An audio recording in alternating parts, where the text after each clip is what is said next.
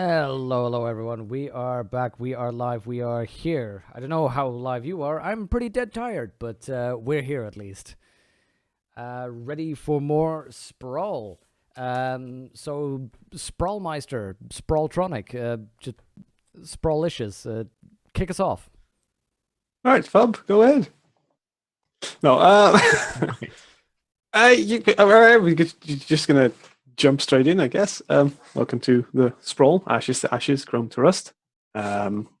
With us, we have Fub as Trip, a infiltration expert, and we have Uthor as Web, a hacking expert. We have Byronic Gamer as Silence on the Wire, a person. We have a journalist, reporter, and general expert on talking things. Wow, talking about things and two things. Somebody who could say that they're eloquent. Yes, that's a word. We have Vanen as Bishop, playing the soldier, an expert on planning things and killing things, and we have Alex as Amy, an expert on arranging things. Last time, paintings. Last time something happened, and since I'm the GM, I don't get to talk about that because apparently you guys had homework. Yay! So tell us about that homework. I'm going to start with Fub because he obviously did it because it was his idea. You want me to narrate what happened last session? Yeah, I think the idea was that that you guys all sort of come up with a little scene about how you guys prepare for this mission. Yeah, so the mission is an extraction, and we're going to infiltrate, posing as employees of Farmworks International. Yeah. So in the morning of the run, Trip walks into his spare bedroom. Webb is familiar with that one. It has a large wardrobe running along the length of the room, sliding doors, and one of the doors is covered with a full-length mirror. He opens the wardrobe, and there is a row of different uniforms and outfits. And he selects a coverall with the Farmworks International logo on it.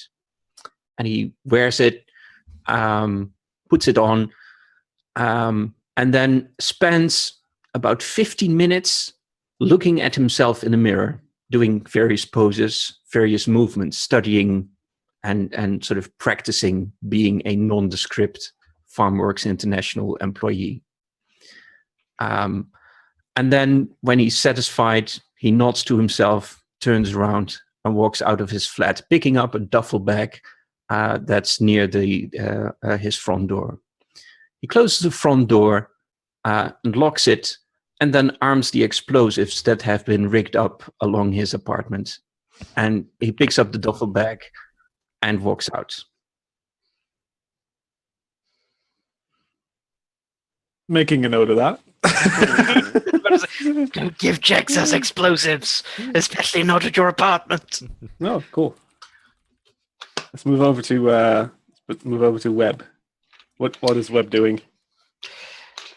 So, Webb doesn't have a place anymore. Because of the what happened time before last, and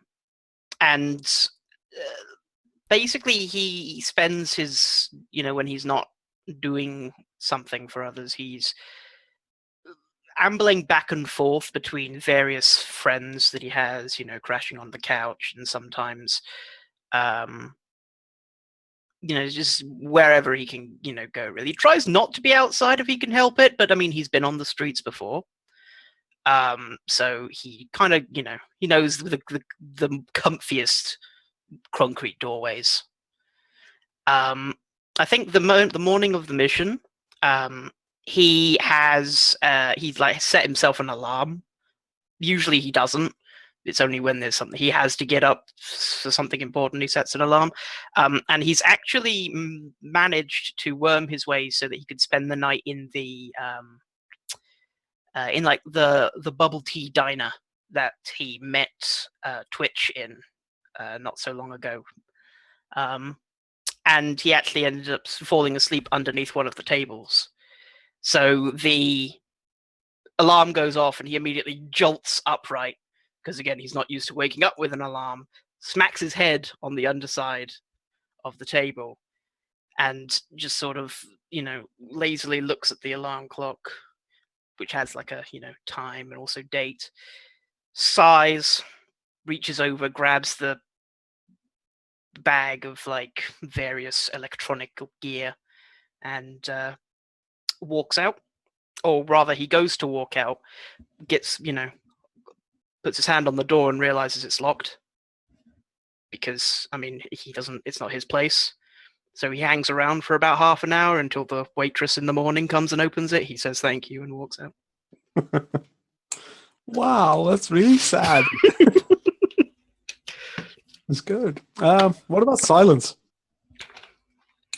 I think Silence is in her apartment, standing in front of a mirror, just sort of like dressed just casually and just with press badge round her, just trying to go like, yeah, Silence.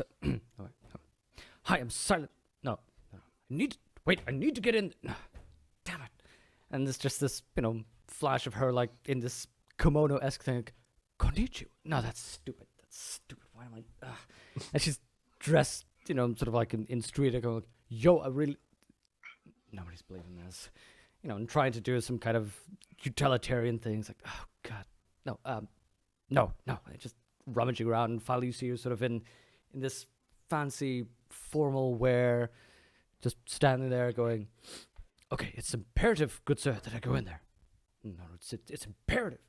You sort of see her, shoot by, try various things, to sort of see her pretend like this has this very formal, sort of professional outline going, sir, it's imperative that I go in there. Just out of my way. It's like, yeah, okay, good. And goes to move out the door, and she's passing by this dresser on the side, and just with the gun lying on top of it, and just walking past it, and then she glances in the mirror and sees her bionic leg, and sort of winces at it, and reaches back, grabs the gun, puts it in her bag, and keeps on moving outside. Nice. Turns around a little bit too slowly and smacks her bionic leg into the cabinet, expecting a shot of pain from stubbing your toe, but there's nothing. All right, Bishop. What does your planning look like? Yeah. Bishop has a similar day. It's a day of being inside the whole day. And there's classical music on. Step one is always the gear. It's disassembling the gun, cleaning all the parts, reassembling the gun, grabbing the map that we got in our preparation. There's one thing for Bishop that's important, that's the exit strategy. And he's studying every corner of the map to get the best route for any emergency. And that's the point where he cancels the music, sits in front of the vid phone, and starts a recording of his will. Always update it and make sure that it's an auto send if he doesn't come back from the mission. Finally, Nice. he grabs a glass of whiskey. He just one-shots it. That's one for the road. Puts it down and walks outside in complete silence. Nice. Yeah. Finally, last but not least, Amy. Okay, so maybe I didn't quite get the homework done correctly, but I got another thing anyway, and I'm going to do that Right. instead. So I think it's a couple of days, give or take, like 2 days roughly before the morning where we're heading off. And Amy is just leaving her apartment, and the door closes. We see her walking out the door, and she's not in her typical sort of paramilitary gear that she normally wears. She's wearing what looks like sort of the tattered regalia of a working class bohemian who hasn't managed to buy new clothes. Everything looks secondhand and worn, a little bit grubby, torn around the edges, which is not how Amy presents herself usually. And as she leaves the house, I think the camera lingers on a duffel bag that contains the Farm Works International uniform that she will wear in the next couple of days that someone's procured for her. Anyway, we cut to the Sorensen Park Plaza, which is near the Sorensen Gate in the city. Once upon a time, this was a sort of a garden with fountains and colonnades and covered areas and things. But since water became really expensive and maintaining the lush environment that this expanse of greenery in such an urban area would require became difficult. It's kind of fallen into disrepair and ruin. And so we see Amy walking through this sort of colonnade with tangled vines and whatnot. And there's the remains of a flea market just closing up. And she stops at an old woman who's a tea seller and pushes a cart, which is just like a massive urn of hot water. Gets a cup of tea, and there with her, walking, just sort of grabbing a cup of tea ahead of her, is Primrose Path, who is obviously not her real name, is one of the leaders of the ISSW, which is the International Syndicate of Sex Workers. And Amy greets her. And I don't know if we want to role play out this conversation. If you'd like me to. Yeah. Yeah, okay. I had plans, so it works. All right. Prem? It's been a while. Is this a scheduled meeting?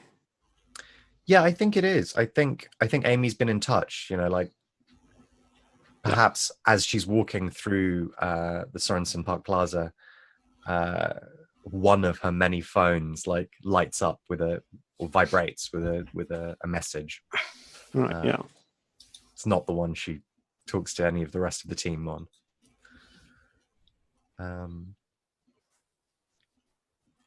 Prim, who do we have in Las Blue?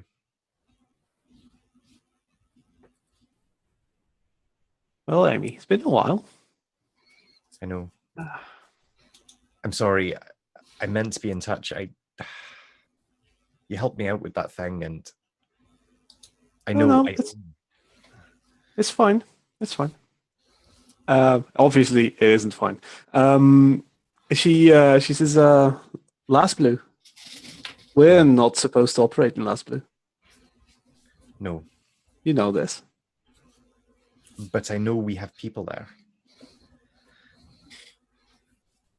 Maybe I can take them supplies or something. You've been in touch, I'm sure.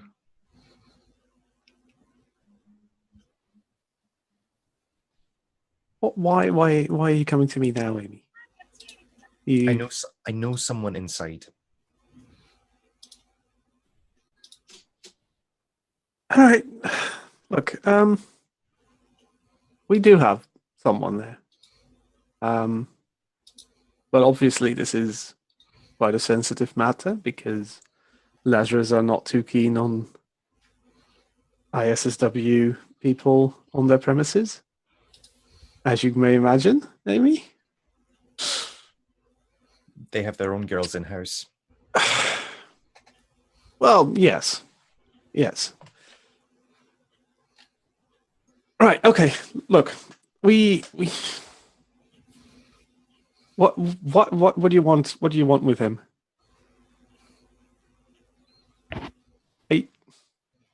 I'm not feeling confident giving you a name, to be honest, Amy. You should have kept in touch.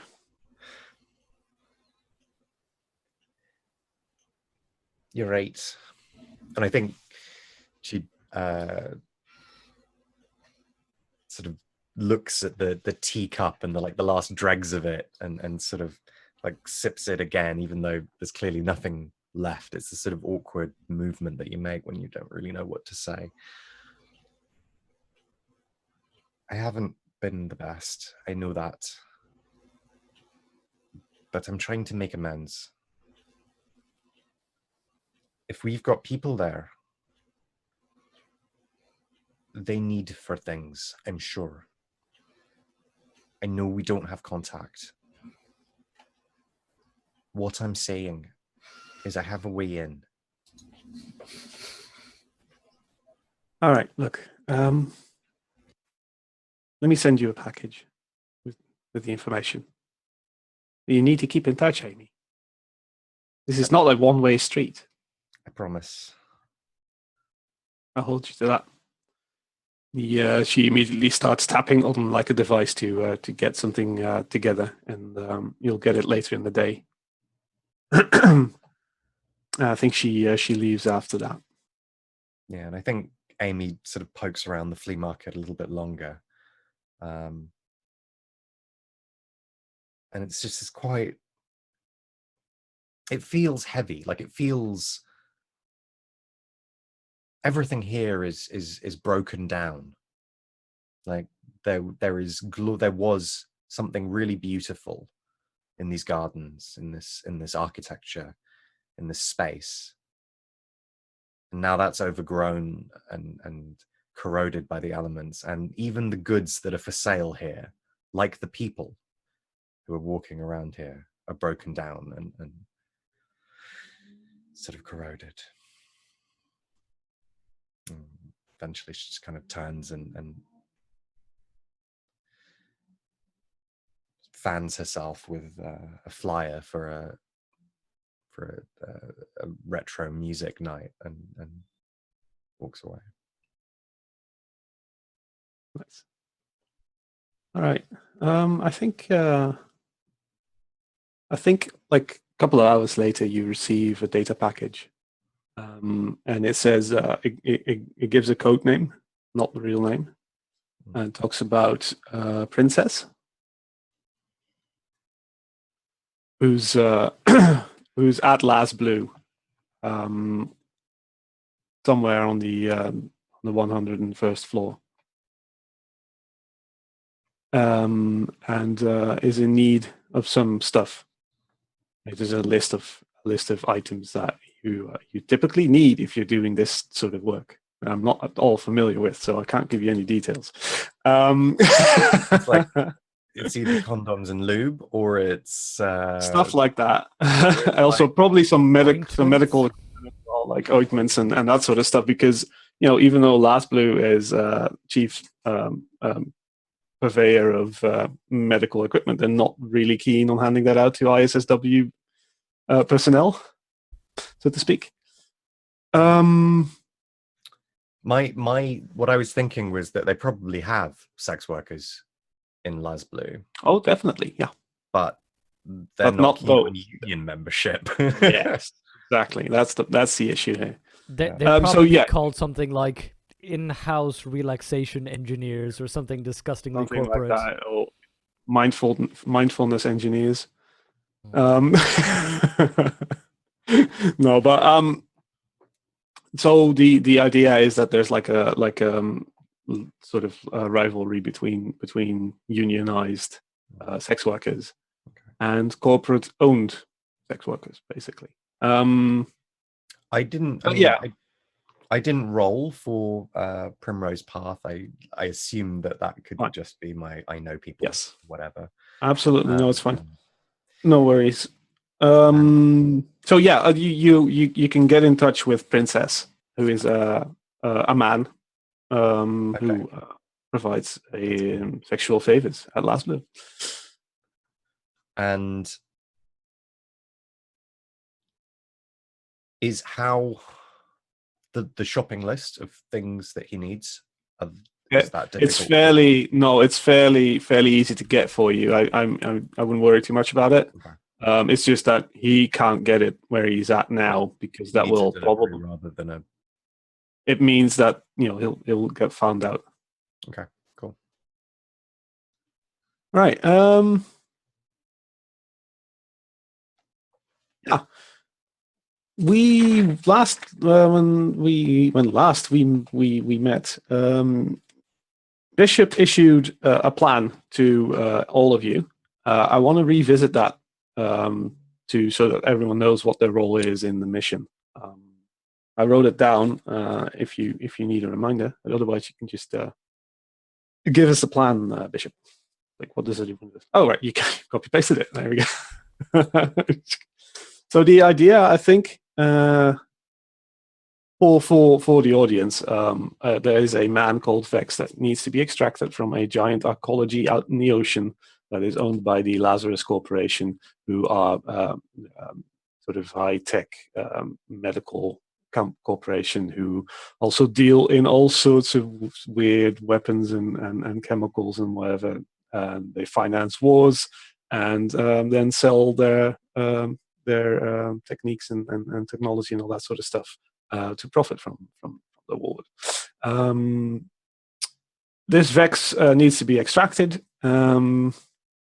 by any means necessary, or if killed, you guys were supposed to get the plans for the skill wires or chip or whatever it was, called Project Rainman.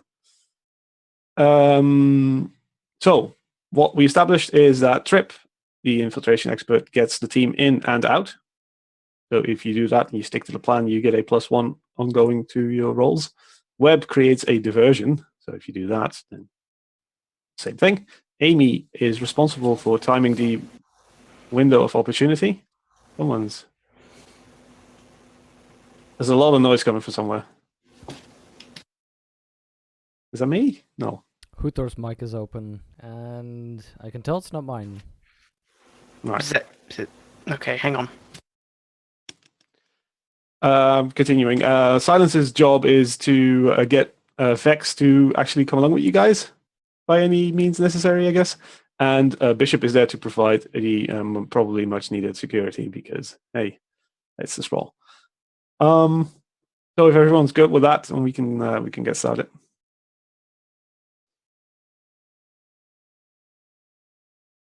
Now, yeah. Oh, sorry. Go ahead. we Yeah. touched on it last time, but is it Eldon Decote? Is that my contact? I can't remember. No, it was Chase. No. Chase something. I have it over here. Chase Winslet. Chase Winslet. Oh yes. Eldon was his boss. Yes. He was going to pass on to Amy rather, information about when we'd have a window of opportunity without security, and I'm assuming he's done that. Yeah. I think he contacted you somewhere in the last couple of days, and it's been just a very brief conversation, very matter of fact. And he arranged for the security team who escort Vex everywhere, basically, to drop him off at the elevators at -6. So he can just go up and go back to his apartment by himself. But that gives you a window of time to grab him if you want to. So that's at the end of the sort of. It's at the end of the day, yeah. So it should like at the end of the afternoon or whatever. Actually, more will be. I think in his case, more like evenings. It would be like 8 o'clock or something like that. And his team consists normally of a couple of bodyguards. The names are Station and Mayhem. It's like a male and a female. He tells you like which? Station is the male and Mayhem is the female, and they are both heavily augmented. Chase tells you not to pick a fight with them because he hasn't informed them of anything, and they will use lethal force if necessary and if provoked. He also informs you that should things go wrong, Last Blue has several teams of highly trained operatives working in teams of 4 who are absolutely just killing machines. And I think if it's a conversation, Amy says something along the lines of, well, this is all to keep your people whole. Right. Keep them out of the way and everything will go just fine. He says, well, this is all I can do. So Trip, you have another conversation with Minerva from Farmworks International, who gives you the details about, the shipment, the amount of trucks and whatever, and how you can include the rest of your team in your plan, which is up to you to decide. That's something that we assume that's okay. She does ask you for a favor, which you promised to her, and she wants you to deliver a package, which is just a box, so you can just hold it in 2 hands. It's not too heavy. To a Mr. and Mrs. Grey Fox on the 202nd floor of Last Blue. And that's it. She says not to let Last Blue security check the package. What's in the package? She doesn't say. She's like, no. What's in the box? This is the price you pay for allowing you to go on this little trip of yours. True, of course. And I'll be happy to make this delivery for you. You know that. But should I know something about, if I shake it too hard, it gets blown up, or it explodes, or don't get it wet, or something like that? I wouldn't worry too much about that. It's nothing. It's not a bomb, if that's what you're thinking. No worries. It's not breakable. It's not flammable. I mean, Trip, you know better to set this stuff on fire, right? It's a box. You set it on fire, it's gone. Just make sure it gets there okay. Don't destroy it, and it'll be fine. Contents can handle. They can take a beating. It's okay. Okay, sure, no problem. It'll be fine. Leave it to me. She didn't say we can't look inside. No, she didn't. This is true. You hear a voice echo. So does she give me this box at on the morning of the delivery? Yeah. Okay, yeah. That's a pity. I don't have a spare box with me, so I can't open it. Just reboxing. Yeah. So Trip, what does this look like? I mean, you are obviously dressed as a standard Farmworks International shipping handler. What about the rest of these fine individuals that you've picked for your outing? Amy will be. She has an overall as well, as we've established. Yeah. So, Amy, do you want to drive or no? I'll drive. You ride shotgun, and the rest can hide in the back. All right, that's fine. And I'll try not to make it a too bumpy ride. Wait, this was what type of truck was this? Was this a food delivery truck? So do you know in Australia where they have those massive road transport trucks? So is this like a frozen truck where we're just parkers going, oh god, son of a bitch. I mean, it would probably be refrigerated, right? It'll be a refrigerated truck. Yes. Yes. Well, if it's a big truck with multiple trailers, I imagine there'd be definitely. It's like probably like somewhere around 3 sort of containers on trailers, and this is like a convoy of what, maybe 10, 20 of these trucks. okay. So then the middle container won't be refrigerated and have non-perishable goods. Yeah, no, that's along fine. with the rest of the team. You're too kind, Fub. See, it would have been fun to have everybody just in the park out just going like, damn the Trip, you son, I'm gonna No. kill him one weekend. Trip just wants to make sure you're safe and comfortable. That's the most important thing to I'm do. sorry, but if Trip wanted to make us safe and comfortable, you'd open up the thing and there'd just be lounge chairs and we're just, oh, we're there? Yeah, there's a They're limit to they're what I all can do. refrigerated. All right. No. So yeah, if that is all in terms of prep and legworky stuff, we can always flash back to some sort of legworky thing. But then I suggest the convoy starts moving, and you sort of leave at the early hours at dawn. Hold up, And it's a long. What? did we not do the start of the mission stuff yet? Because I don't have the nose of for a story marked here. You rolled it last time at the start of the actual mission. Yeah, I remember the same, but oh, never mind, Wait, never did mind. It's Did we hold, start not the mission? intel. Is the mission Yeah. started? 'Cause Wait, I have a special. I don't know. Maybe Wait, the the mission mission started ended. already?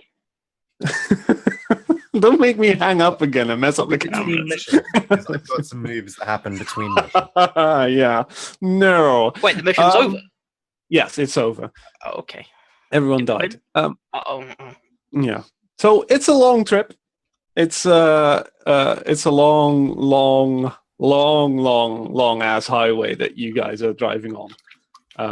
It's like an elevated highway to just straight out into the ocean. And I think you guys can't see anything except for Amy and Trip. And Amy and Trip, what you see is in the distance, and it's gradually, slowly becoming bigger and bigger and bigger until it's all you can see basically because it's so goddamn huge.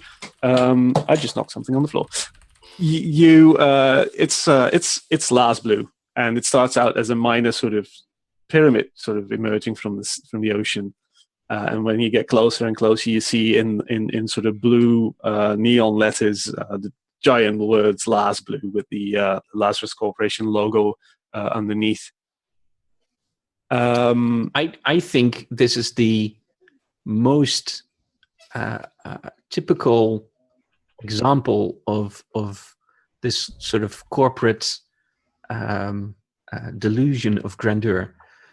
Build an arcology out in the ocean where nobody can see it, and then still plaster a large neon sign on top of it.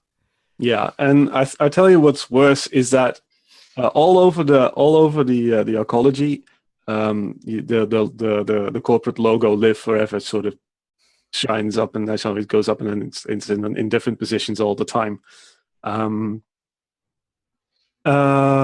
So it'll take a couple of hours to get there, and when you are somewhat close, there's a checkpoint, with gates and some some Lazarus Biotech employees, flagging down the convoy, and they want to check your papers, and obviously everything's in order. And they flag you on, and it's about a half an hour drive to get to the actual arcology, where there's a lot of people already expecting you, and they're using these sort of neon indicators to guide you to the correct entry, which is sort of around at the back, even though it doesn't really matter, but it's at the back because that's where you're supposed to deliver your supplies and your goods and whatever.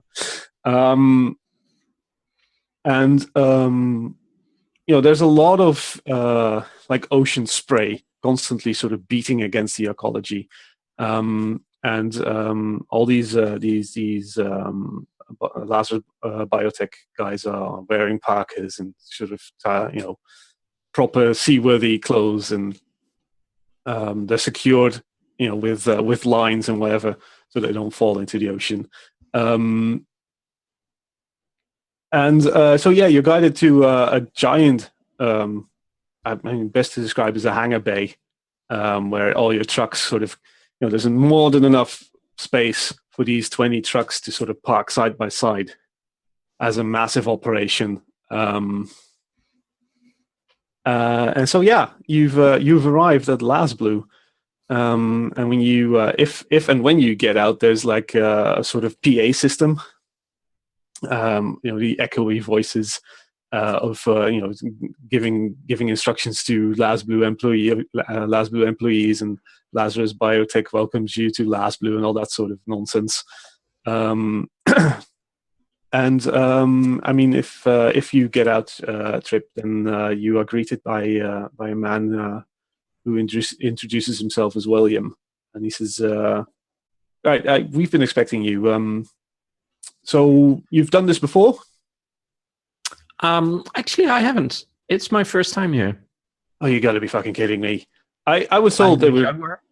I was told they'd be sending like a professional. We don't have time to guide you through the process.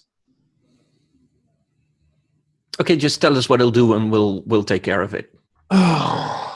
It's not my first delivery. It's just my first delivery here. Yeah. Just tell us where you want stuff, and we'll take care of it. This is not some rando college where you sort of drop off a bunch of flowers and just put them in the hallway and it'll be fine. This is a proper operation that we're The jig is up. Shoot him. He says, "Look, okay. All your frozen goods, follow the blue line, right? And there's all sorts of different sort of like neon lines in the floor that they keep pulsating in different directions or whatever. And he just gives instructions for everything, right? Just like seeds go there, and frozen goods go there, and all your alcoholic beverages go over there. And if you don't know what you're doing, I repeat it back to him every line. Right, yeah, it's just, line if you get lost at any point, just don't ask for me, ask for Kevin. It's ask for Kevin. Yeah. And then he says, when you're done, just sign the papers and leave. And then he just storms off. Okay. That must have been the easiest infiltration so far. To the hangar bay, yeah. True. Well, it worked for the crew of the Millennium Falcon, So looking around, obviously disembarking from the cab of this super Arctic lorry, and seeing the other ones parked next door with presumably FarmWorks International employees already starting to unload, because even though Trip and Amy and our gang haven't done this before, some of the FarmWorks people probably have, right? Yeah, definitely. And it's like you see different Williamses in front of every truck, sort of guiding people and that sort of thing. They know what's up. So looking around this sort of hangar warehouse space, this loading dock, what is the security like? What have they got going on? Yeah, so I think we will have known like where everything is based on our maps. Yeah.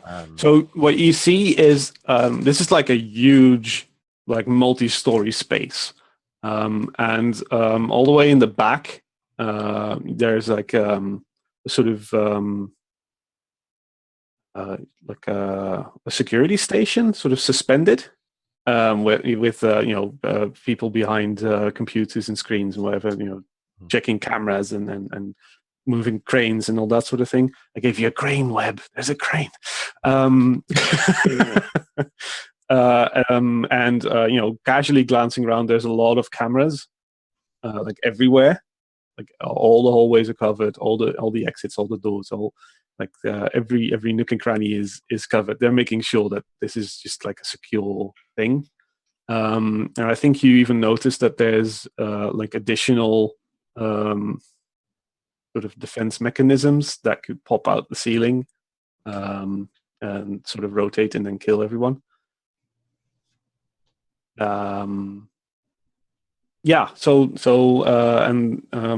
think there's a couple of exits. Like most of the stuff that you're delivering sort of needs to go to containers or to storage spaces in the actual hangar space, and from there it'll be distributed by Last Blue employees to wherever it needs to go. And there's two exits, one for trucks, not as big as yours, but just like normal cars and that sort of thing, and then the sort of employee exit, just like a standard double door thing, all the way in the back. And those exits are being covered by security personnel.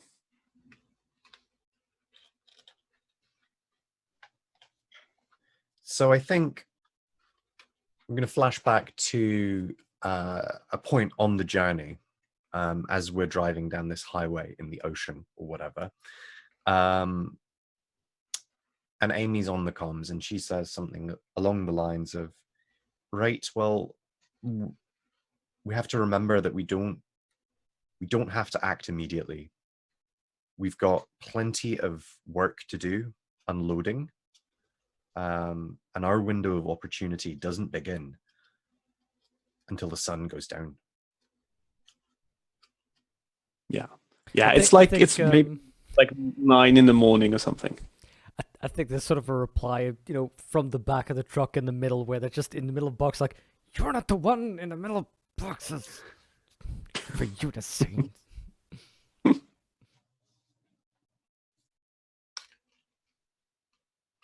So yeah, it doesn't hurt if we can assuage some suspicion. Just let them relax. They've done this 1,000 times before. Then when we need to change things up, we will. Fine. We'll follow your lead, of course, as always. Meanwhile, back in the present, Amy's looking around. Is there a weak spot in the security here? Is there a way past? You said there was an employee door. As we're loading boxes and moving stuff on I suppose like powered forklifts, I imagine we're not carrying everything by hand. No, I definitely. suspect there are some sort of cases and things that we do carry by hand, but like there's big most stuff. of it is on pallets that are still in shrink wrapping and all that sort of thing. So yeah, definitely there's these huge forklifts. There's some stuff indeed that just needs to be carried by hand because either it's too fragile or it's too small, whatever.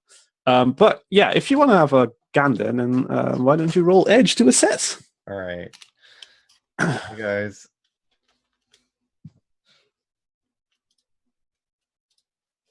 I don't have any forward here, do I? I'd argue yes, you do, because you are acting on plan and you are responsible for taking responsible for the timing windows, etc. So finding a way in and all that sort of thing, definitely yes. Makes a difference. Still going to fail this roll. Just watch. You have your bishop buff. Oh, there you go. That's an 11. Wow. So yeah, you gain 3 hold. Yeah. So what is my best way past? Does that make sense? Or way in, I suppose. In further. Yeah.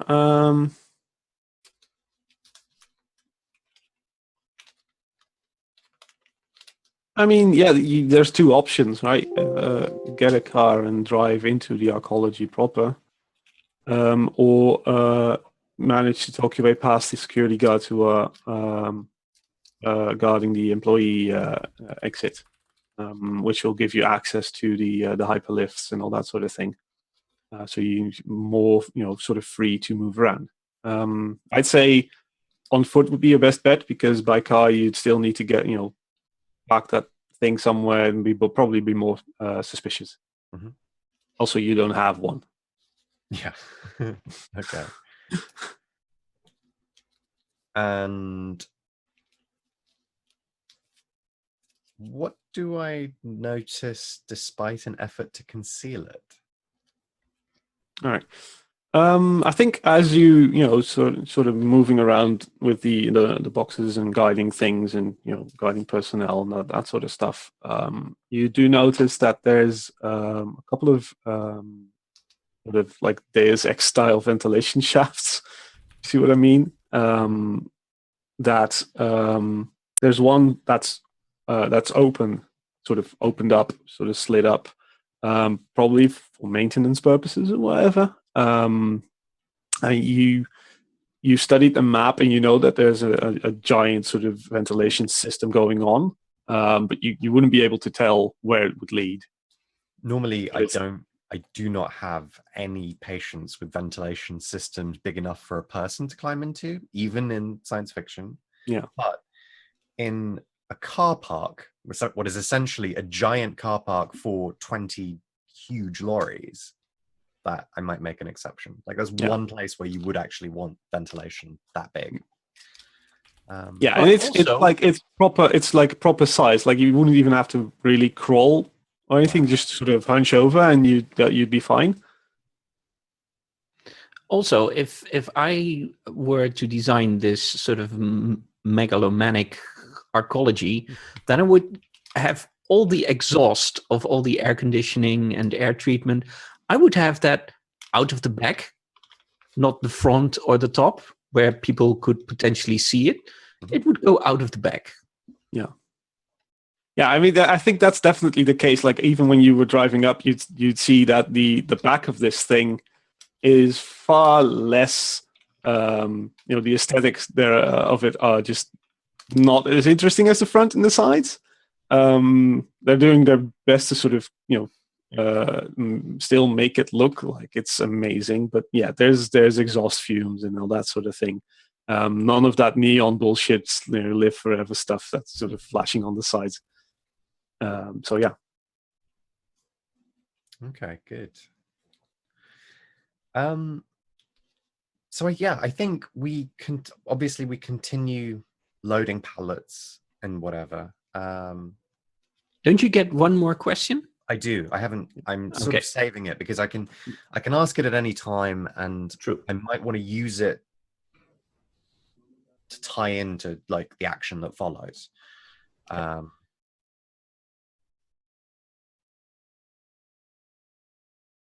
we continue for many hours.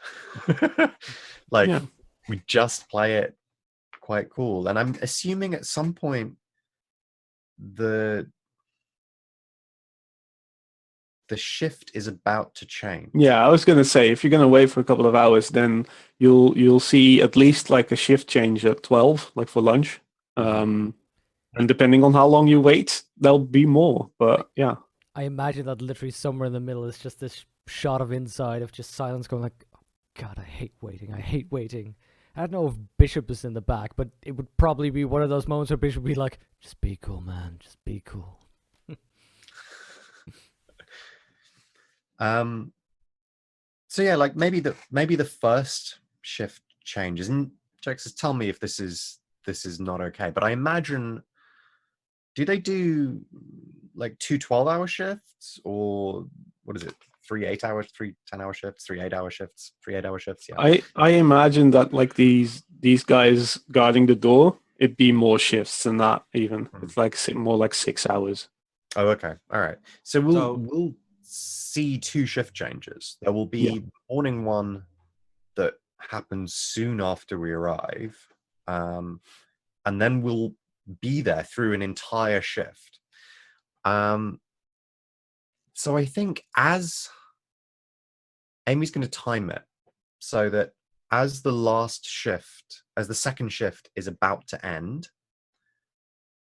she goes to the back of the second truck, or the second container on the truck that she was on, which was the non-refrigerated one, and pulls out a cardboard case, essentially, big box, looks like way too big for her to carry, but it's not that heavy.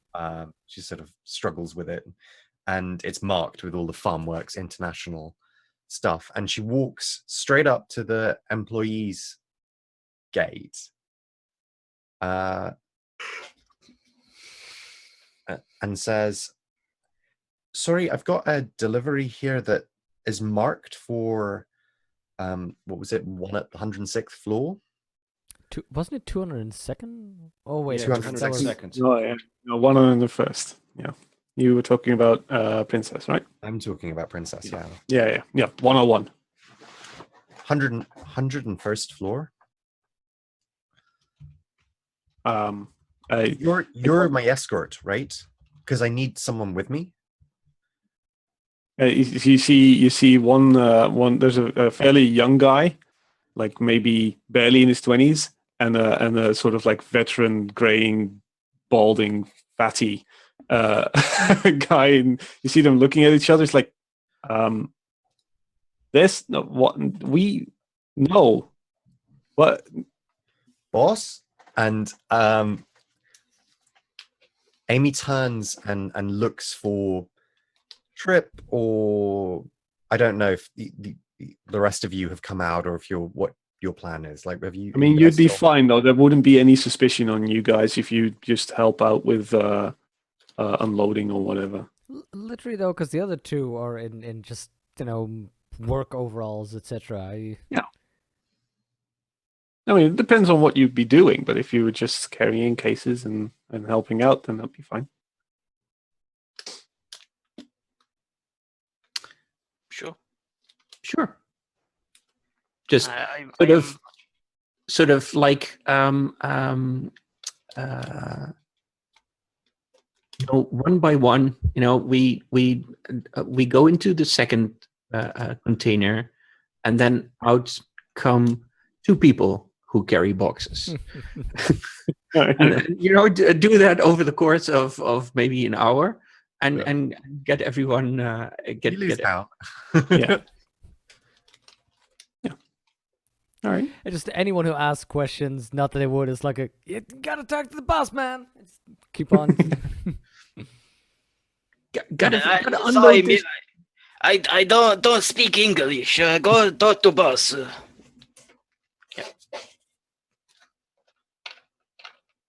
Yeah, so Okay, you direct your attention, Amy, to Oh, that's fine. I got a translator skill chip. Just tell me. I don't speak anything ever. This is the brain injury. Yeah, and then I tap the little ding ding ding at the back. No, but sure, yeah. I guess we're all sort of helping out, carrying things. Like I assume a uniform for everyone. Amy turns and shouts, "Boss!" Like when the guy hesitates, like, "Let me get my boss." Who responds? Who comes? Who's my boss? I have to be busy.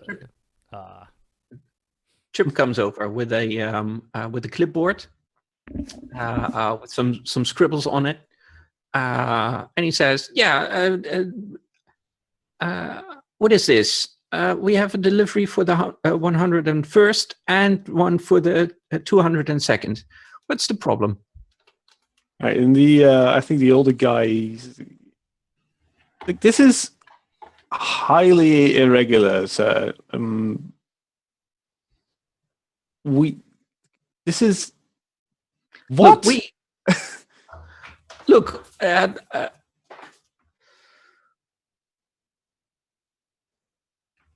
we got an order. Somebody ordered some stuff, asked it to be for it, special order, special price. They asked it to have it brought up to them. Let's not make this harder for any of us than is necessary, okay? If I don't get to deliver this, then I will get in trouble. And I don't want to make a fuss out of this so you don't get in trouble, okay? It's the timed direct delivery. We have to get it there. He's like, just Give me 1 second. He turns to sort of speak into like a. Can I a roll for microphone. my covert entry move? Yes. Yes, you can. Definitely. Because that's what I do. Mm-hmm. And I will roll cool, and I will have a +1 from Bishop's mission. Plan. Well, to be technical, No. this one says when Shut you up. attempt to infiltrate area alone. Shut up! He was buying it. Oh, He's got a modifier. He's got a modifier to covered entry called Mother Duck, where it applies to other people as well. That So mother it's- ducker. Exactly. Yeah, it's fine. We're past. I don't speak annoying. Right. So you got a 9. A 9. So you gain 1 hold. Yeah, we will bypass these guards. So Right. if they sort of hesitate or think, oh, should we do this? I'll call up everyone and says, look, let's go in and out soon or fast. Let's not get these people into trouble. We'll take care of it. We'll be right back. Okay. Okay. All right. I'm sure. Okay. I'm debating whether or not sending along a guard would be appropriate here.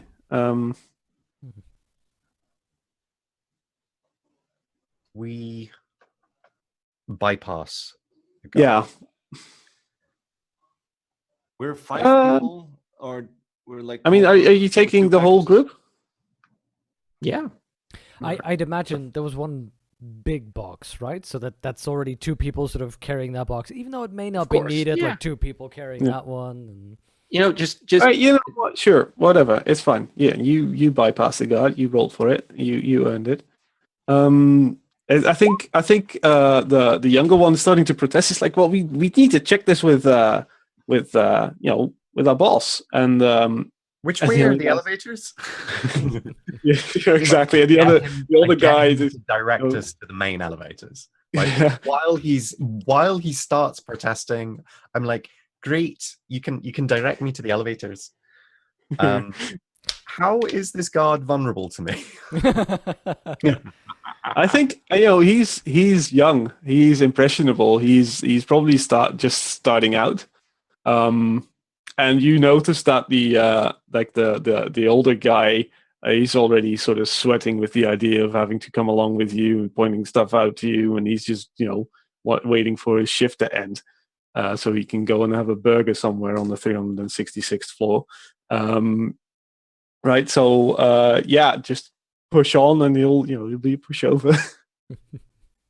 So I think as Amy goes past, she'll turn to the older of the guards. It's like, it's all right if I borrow this one, just to get our bearings. Is that all right? No. Oh, okay. All right. Well, fine. You stay here. We'll be back in a moment. Yeah, no, I think the older guy's like, look, stop, just go and come back as soon as you can. You know where you need to go. And It's fine.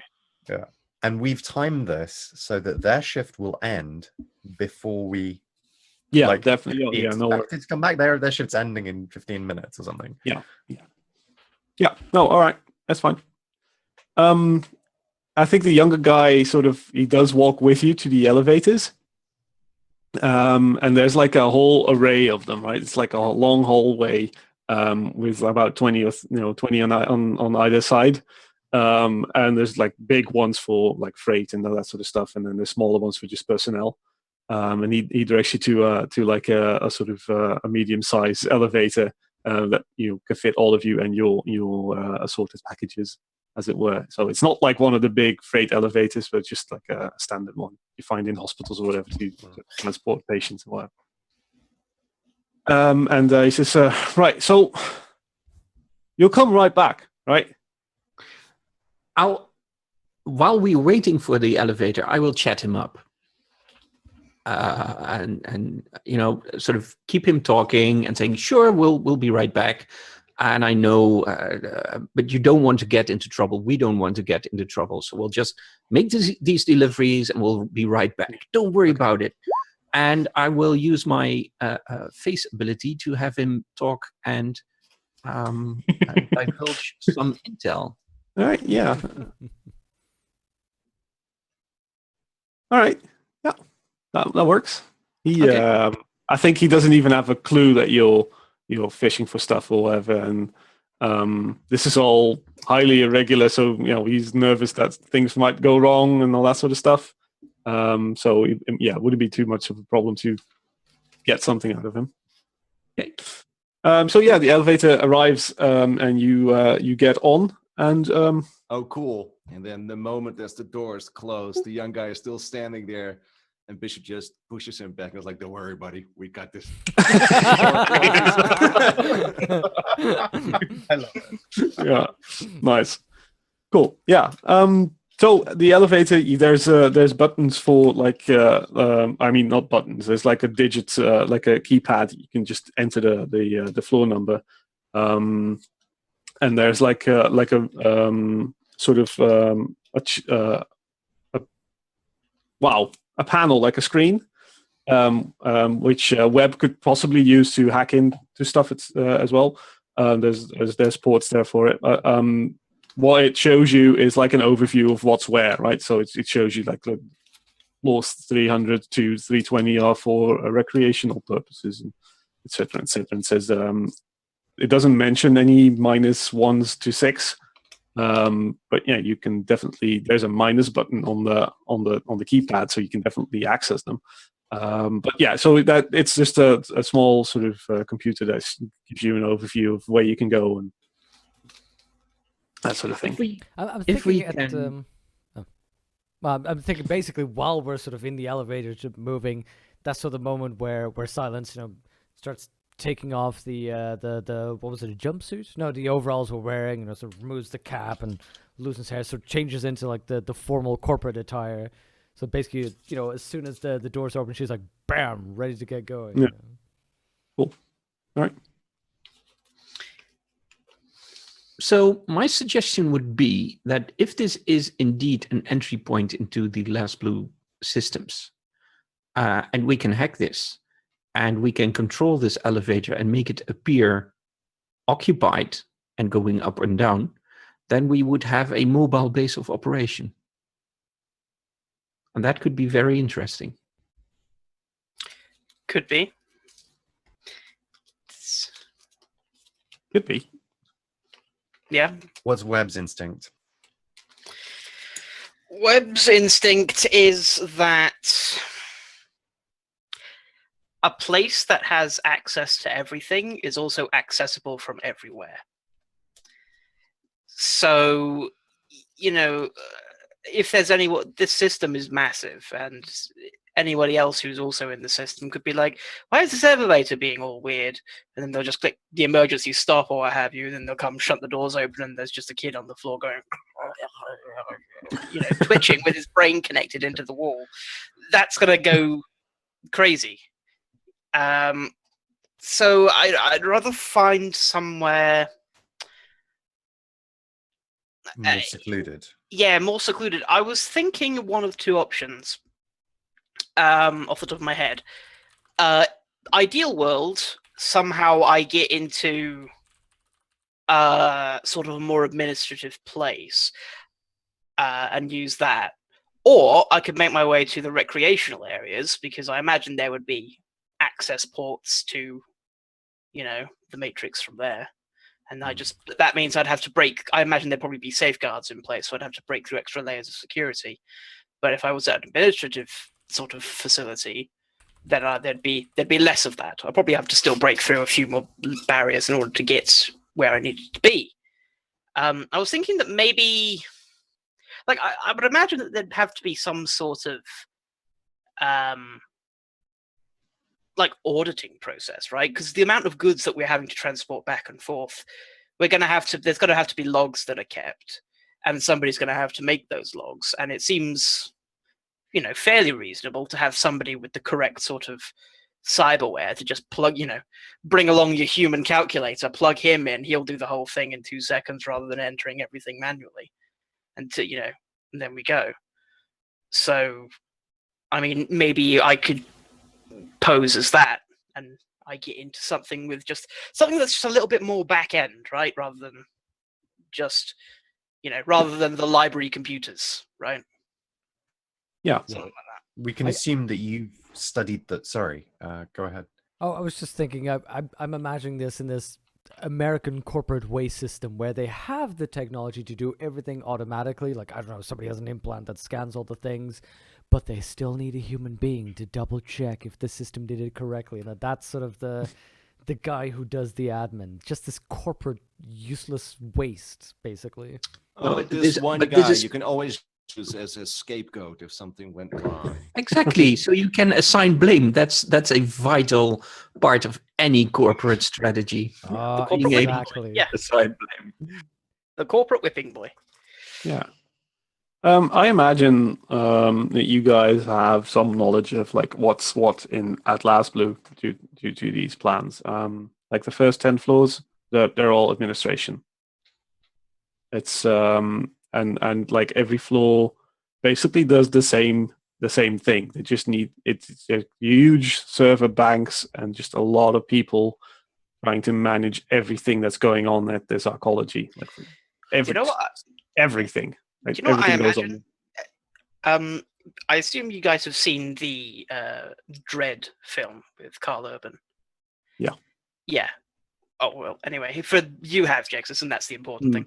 There's that one guy who's, who All the way gets, at the top of the building. Yeah, all the way at the top of the building, who gets, gun in the back of the head by Mama. And because he's the one who controls all the stuff, and that's basically what he is, right? He's the human computer that interfaces with the actual machinery, which controls all the shutters and the doors and the gangways and things like that. I imagine there might be a series of those kind of people, or maybe one or two of those. Yeah, I was thinking the exact same thing. It's like for every floor, there'd be like people they call administrators, and all they do is just check stuff and an interface, right? They're like the sort of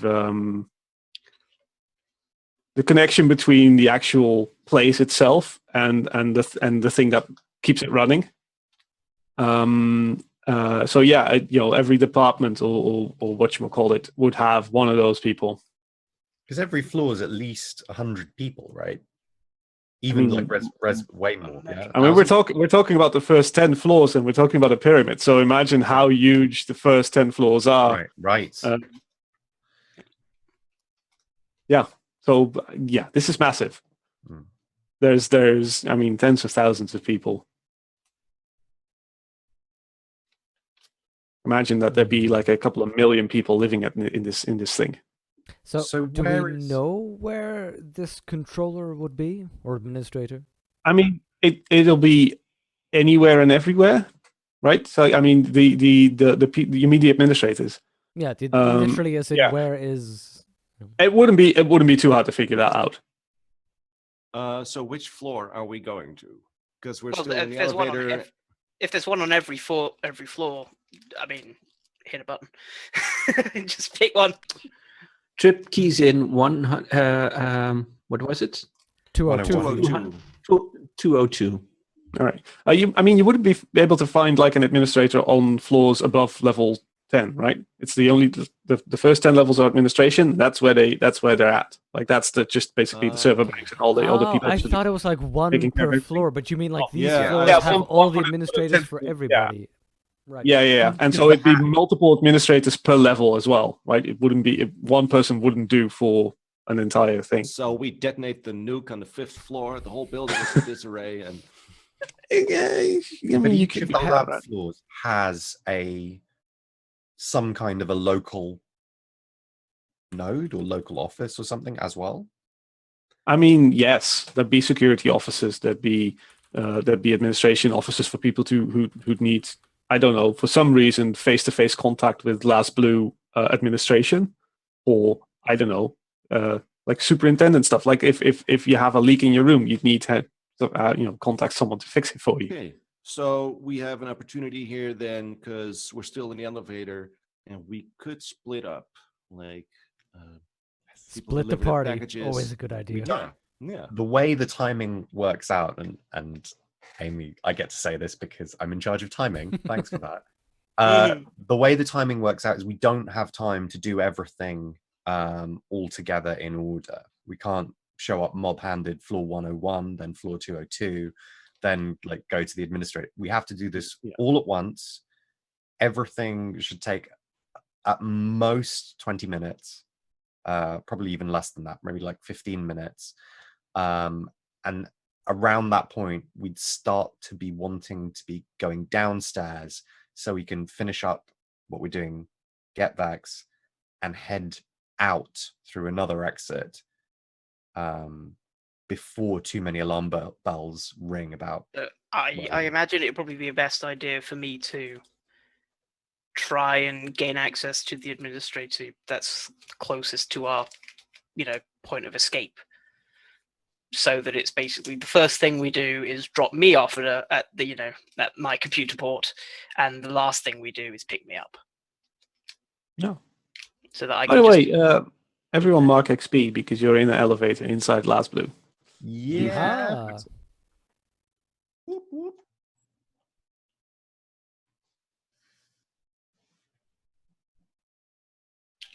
So that means Amy's delivering a package. Trip is delivering a package. So they're splitting Luthor- up already.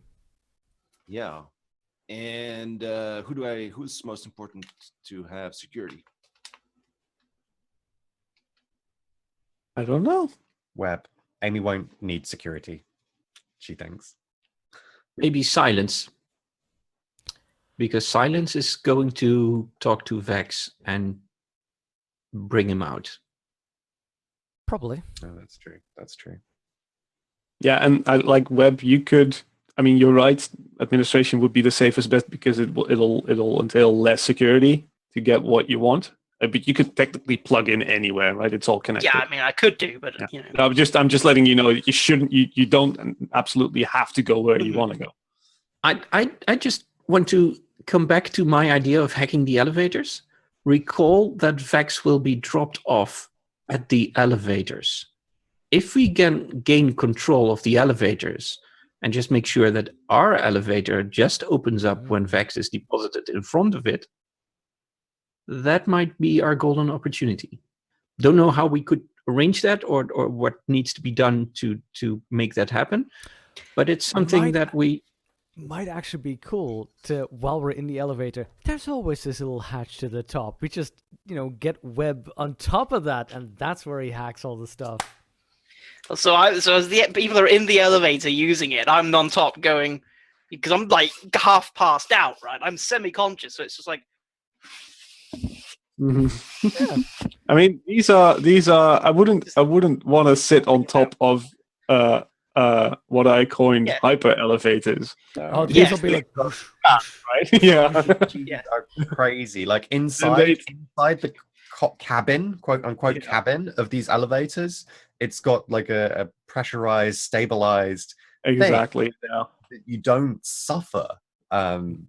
It still feels kind of like your stomach still lurches as you move because it's masses of floors, like 100 floors plus. Web will be unconscious anyway. Well, the thing is, Fub, if you go down, I don't know, the elevator might go down faster than Web will. No. Right, if you see what I mean. He's attached to the elevator via the cable, so. Well, I'm just getting pulled down. We'll use just a faster bit than of I can duct fall, tape. past the terminal velocity. Yeah. But okay, fair enough.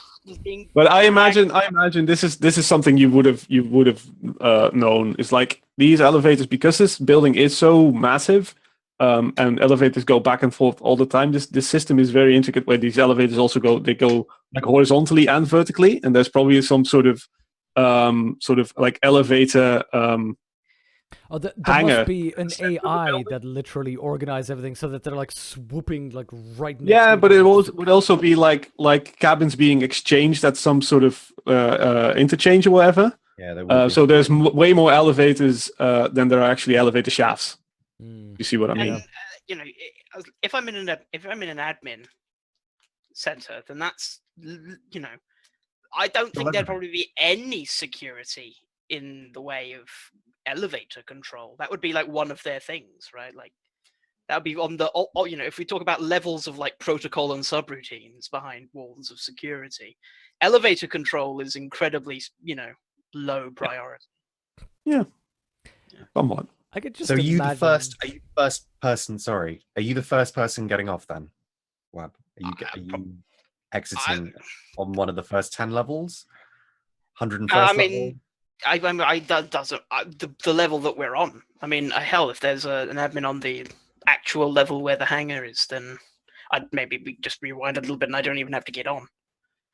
So I think you need to go one up, but just because of the sheer massive thing,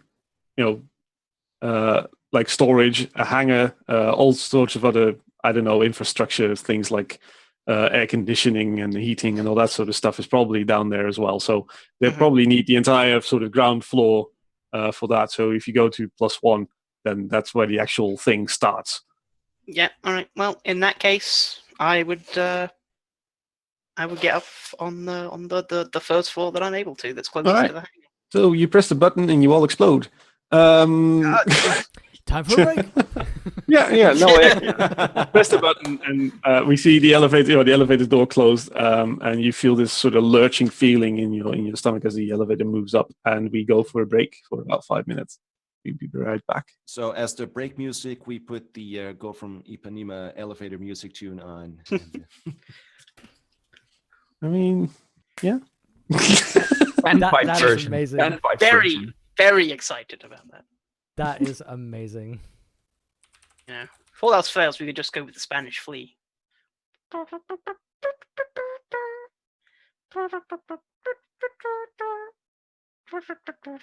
My immersion. I can't go that high. Okay, we're on break. I literally.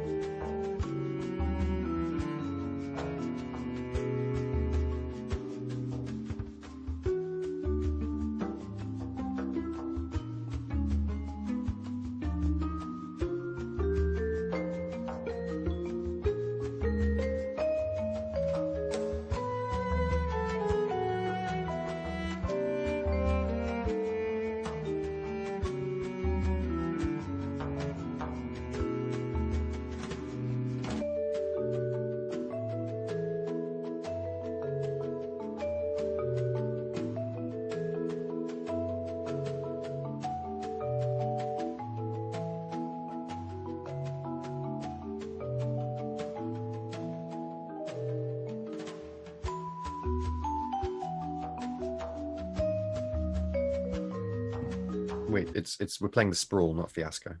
Aha! We are back. I Oh, was wait. hoping to actually capture our great MC saying, "All right, let's get this fiasco over with." Just missed it. Hi everyone, we're back.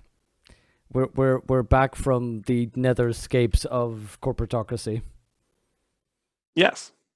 We have arrived on the first floor. That was terrible. Wait, Yeah. has the mission started?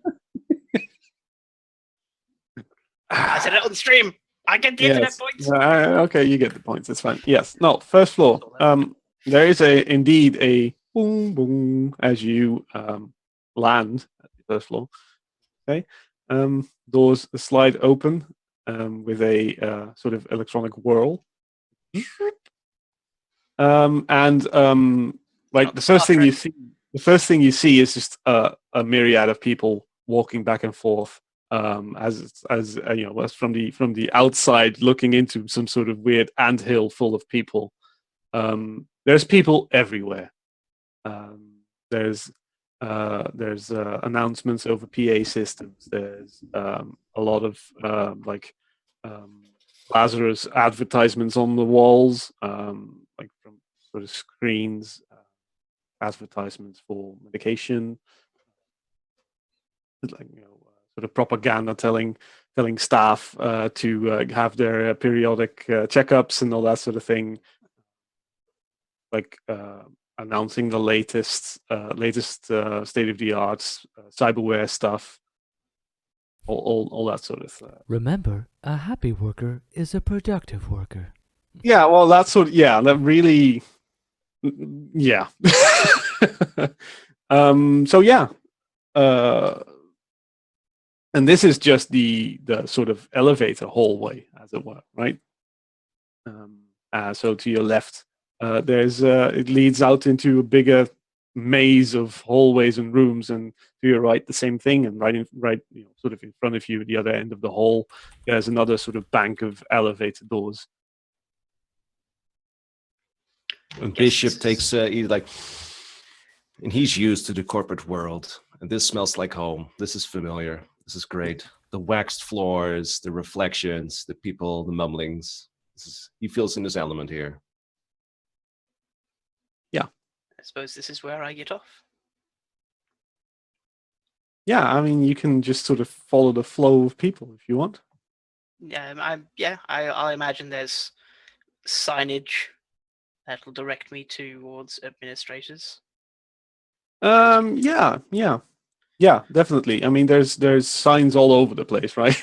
Yeah. But you can follow, the appropriate signs leading, and this is like there's a lot of people just going everywhere and anywhere. So and you've noticed that there's sort of a method to the madness. So when you're looking from the outside in, it sort of looks like everyone's just crisscrossing or whatever.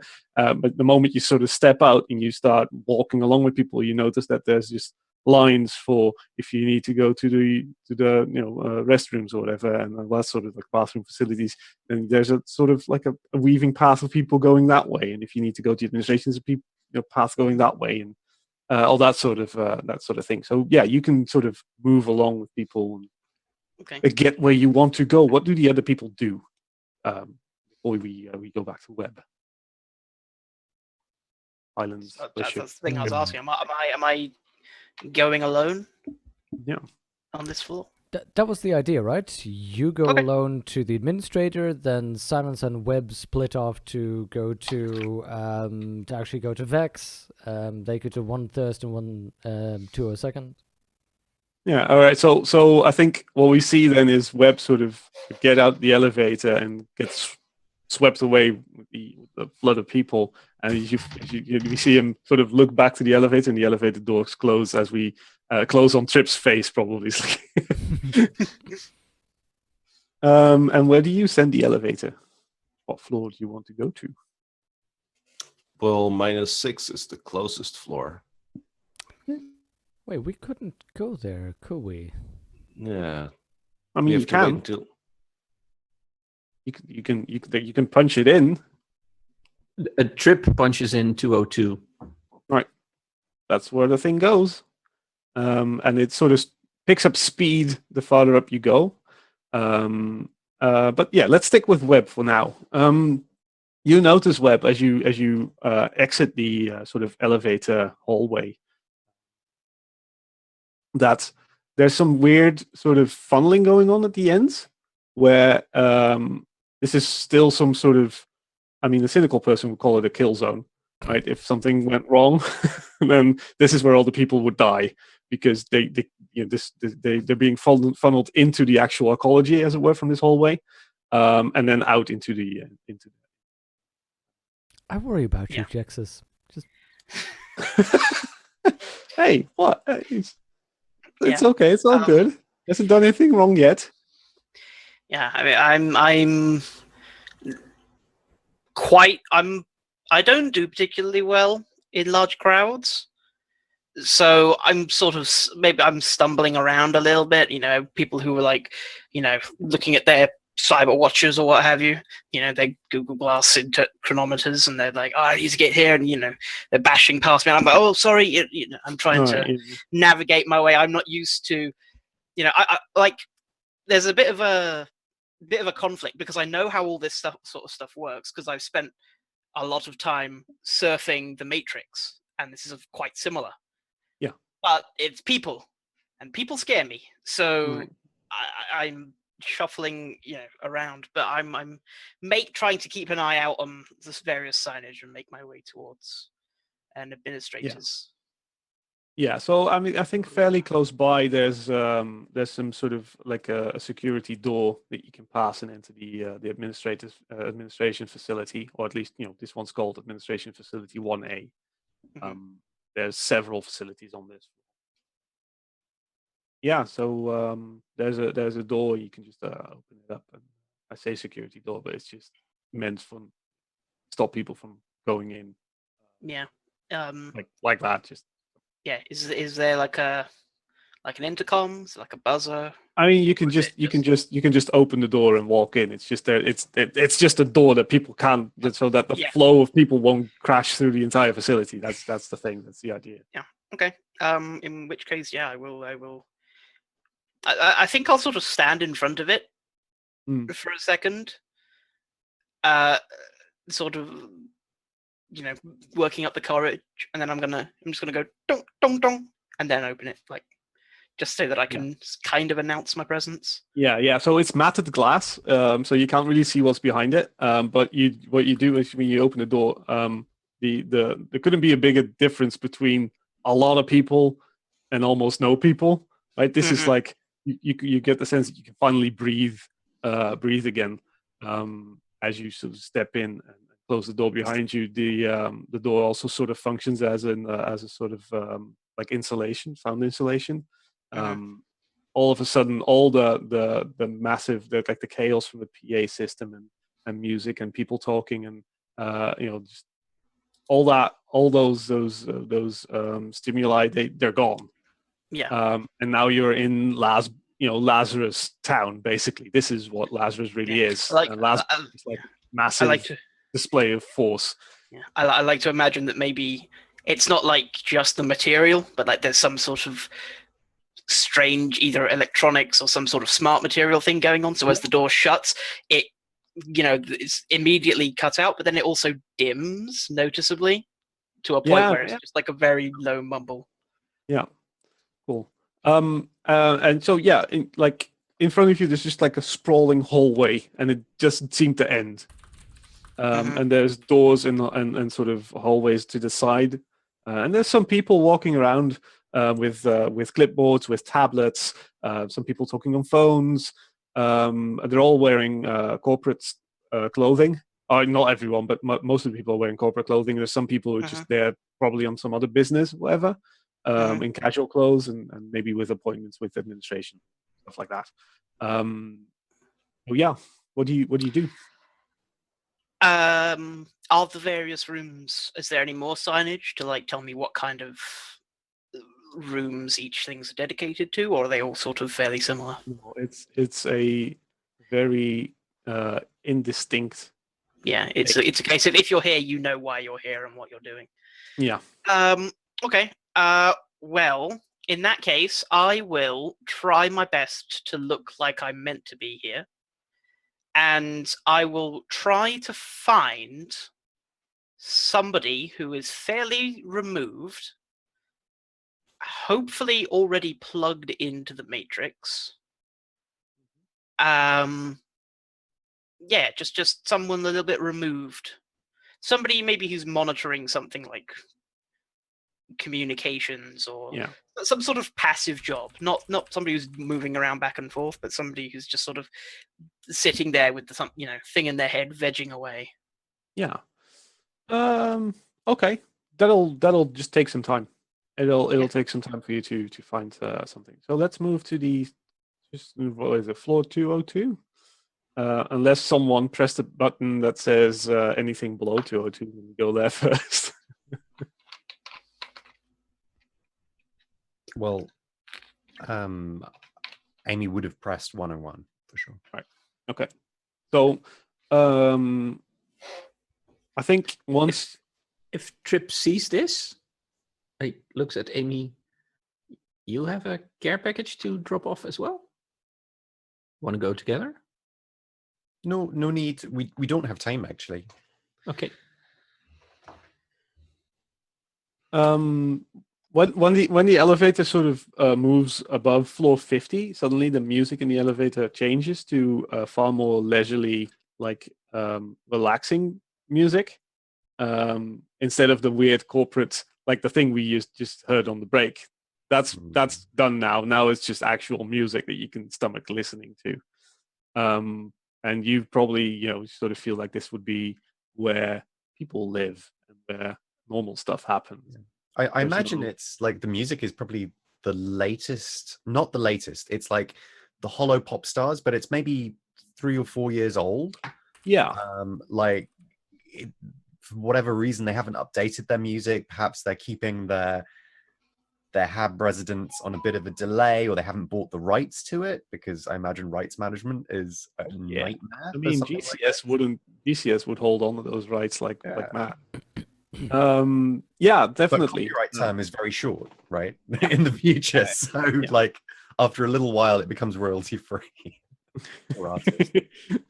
But yeah, so elevator stops at floor 101, and the doors sort of pop open, and the same thing, like the throng of people just sort of bashes you in the face as you step out. It's the same type of hallway again. It's like elevator banks, and then a sort of people funnel on the left and then on the right as well. And in contrast to Webb, I think Amy just like pauses for half a second, takes a big breath in, and then steps forward and moves like a fish in the stream. Yeah.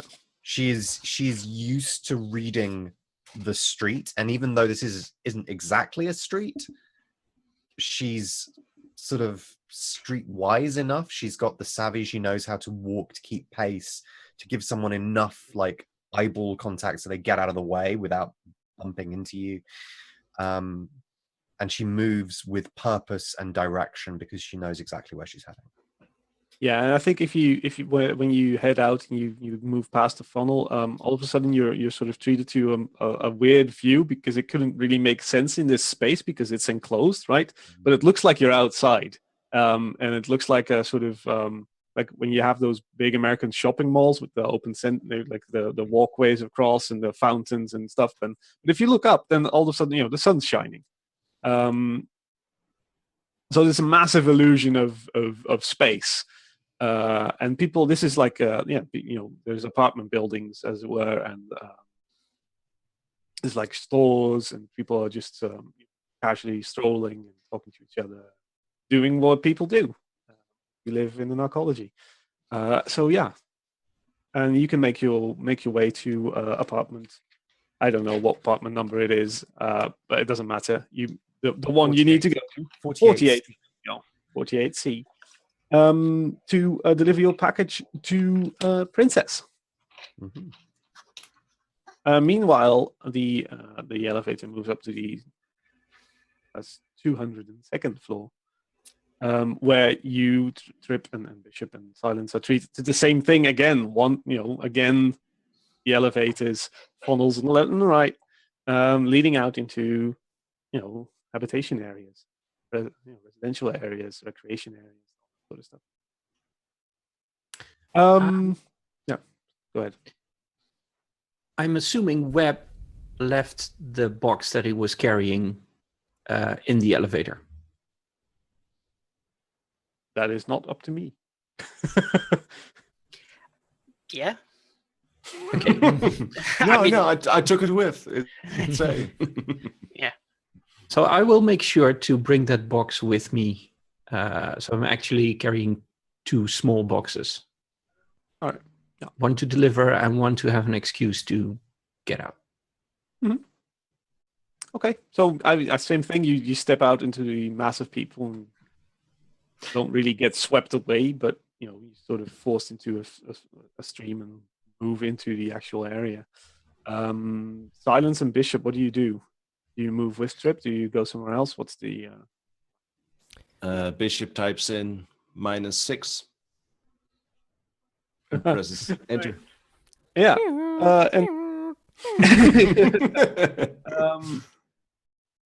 So let me write some stuff down, because otherwise I'm going to forget. And I imagine that just the atmosphere in that elevator right now, that lift, is just completely uncomfortable, with like Silence being ironically uncomfortable with the Silence, but just having no idea how to talk to Bishop. Which is literally just... Yeah, so weird thing happens is the elevator moves down fast, and you feel some horizontal movements as well. It stops and then you get shifted into a different hyper lane, as it were, and then you drop down again. And then you see the floor counter go down, and when you reach 0, the elevator stops, and a small panel opens up next to the door with a handprint scanner and just a blinking light. Oh God, time to find a hand. Yeah, so I'm sure we have some gear where we have like the little glove that we use to scan. I mean, let's find out after we see what Webb's found. Yeah, this might be the perfect moment where like our synchronization lines up. Yeah, But we'll see. maybe. Webb, you've wandered around for like 10-15 minutes, maybe, and you found what you think. Is that too long? 5 minutes? We've got some room to play with, but you've taken your time. You found like a corner office that's fairly secluded from the general general walkway, as it were, in administration 1A, and yeah. So you walk past it, and what you see is just a comfy, like a couple of comfy chairs with matrix nodes next to it, and like one guy sitting in one of those chairs, passed out. Well, no, not passed out, but in the matrix, as it were. Yeah. Okay. Yeah. Okay. So the room is there like a door? Yeah, definitely. Yeah, and it's also got like a one of those red lights signifying that it could be occupied or not. Oh, okay. But the door in this case is just open because people rarely use it. Yeah. All right. I mean, I imagine the guy's like comes in here so much that it's just sort of, I don't give a shit if people walk in. Yeah. Exactly. Okay. So yeah, I'll see him, and I'll sort of look both ways up and down the corridor, see if anyone's paying particular attention to me. No, And, not really. Yeah. All right. And then I'll step in, and Right. I will press the button behind me and the second button to auto tint. Yeah, exactly. I was just Glass. gonna say, yeah. So the glass, Yeah. glass door shut, slides closed, and it becomes opaque, and the light outside goes on. You can see that it's also, there's a little indicator. Yeah. Yeah.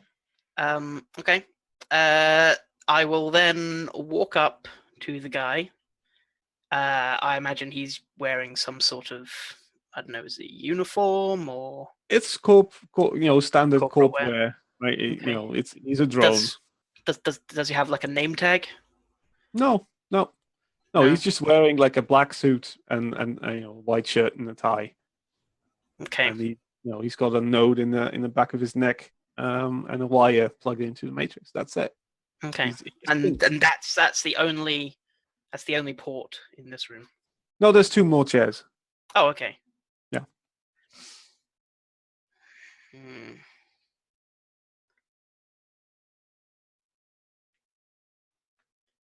Hmm, hmm, hmm.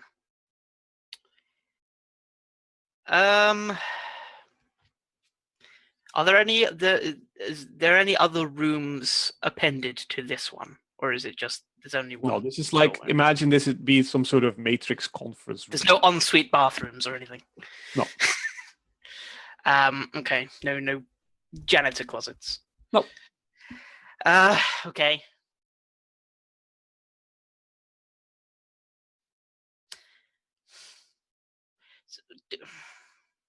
I'm just worried about just plugging in next to him and then him coming to and being like, who's this guy? Yeah. That's exactly why there's a man in that room. Yeah, I know.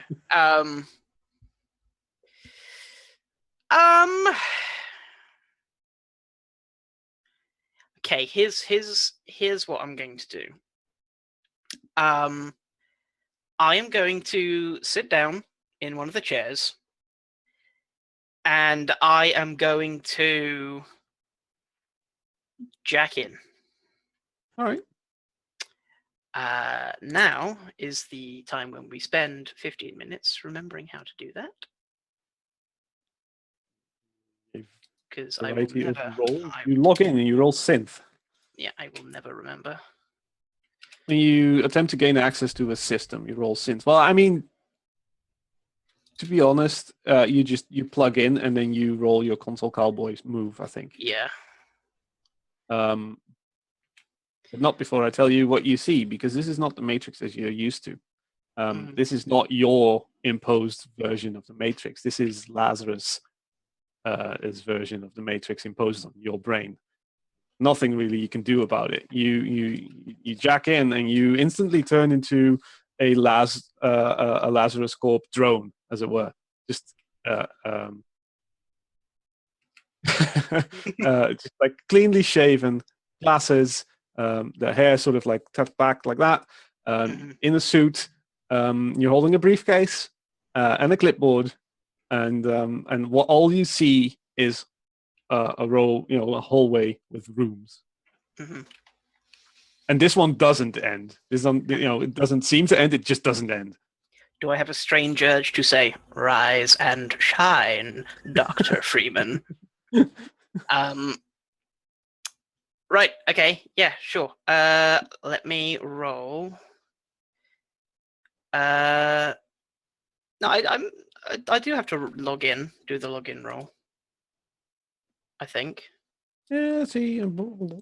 it just says log in. I have to roll synth. Technically, yes. Yeah. Yeah. Okay. All right. Let's roll synth and log in. Cool. So I get a +1 forward because. Thank you, Bishop. There you go. That's way more than you needed. Cool. You're in clean. So yeah, like I said, you plug in and pop. You're a Lazarus drone walking the Lazarus matrix, or the last blue matrix, as it. Cool. Right. So then I shall do my console cowboy. If I can find that. There it is. So I get to roll mind. Once again, +1 forward. An 8. Yeah, I mean, that's all right. Yeah. So I get So you one hold. I get 1 hold. Cool. Right. So I'm in.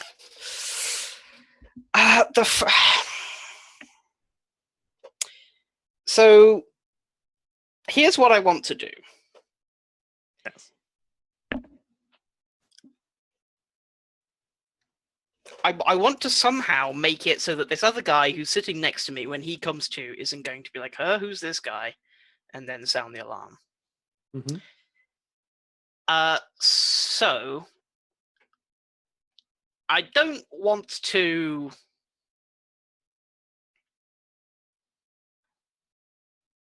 I don't want to kill him. Yes. Is there a way that I could possibly use his connection to send like a jolt through his, through his connection into Yes. the back of his head that wouldn't kill him, but would probably render him unconscious for a while? It sounds like you are attempting to compromise security. Yes. In this case, the security being this man's brain. Yes. Right. And To that do is so, you roll mind. When you attempt to compromise a subsystem security, roll mind. 10 plus gain 3 hold over the subsystem.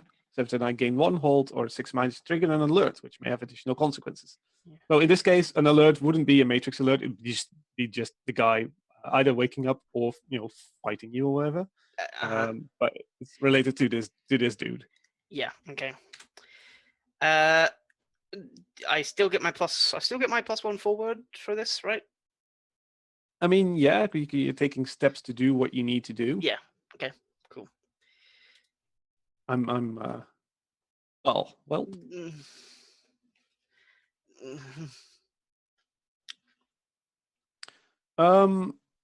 So, yeah. Okay. I mean, you could use your console cowboy to avoid this, but what happens is, I imagine you sneaking up to this man who's just doing some work in an office in the Matrix, standing there with his back towards you, and you walk up, and he hears you, and he turns around, and you, I don't know what you were trying to do, but I imagine that you were trying to send a jolt to him. I where he was, just- yeah. yeah. So I think you were just about to punch him in the back of the neck, or just stun him. I mean, could I be? I mean, you can make like, it. yeah, Make it whatever you want to do. In the second and third Matrix films, when Agent Smith turns people into Agent Smiths by like Yeah. jabbing his hand, and they sort of just morph and dematerialize and become him. It'd be Yeah. sort of like that, where I just like jab it into him, and he sort of just goes, turns into green ones and zeros. That would be Okay. So you do, and you try to find the proper entry to do so, and you just miss it, and you smack your hand up against him. As you see him tense up, turn around, and try to do the same thing to you. Okay. And if I spend my console cowboy hold. Well, I mean, I'm gonna treat this as a construct triggering an alert. Okay. So you could spend your console cowboy, and you'd be able to penetrate his skin And stable him. basically, take him out. Yeah. Would that achieve the jolt and all of that? That would achieve the jolt. Otherwise, you'd have to roll something else to defend yourself, and we get into some sort of tussle, and you might still win. But now, how much can I game this? Because could I then jack out, and then jack back in? Would I be able to re-roll console cowboy? Is that how that works? Or you no? could. Okay. The thing is, listen. The thing is, if you do and you mess up, I'm gonna make it really difficult for you. Mm-hmm. Well, wasn't it 'Cause more the sort of idea a let it ride type of mechanic? As in this scene, you've rolled. Yeah. I think Alex is muted.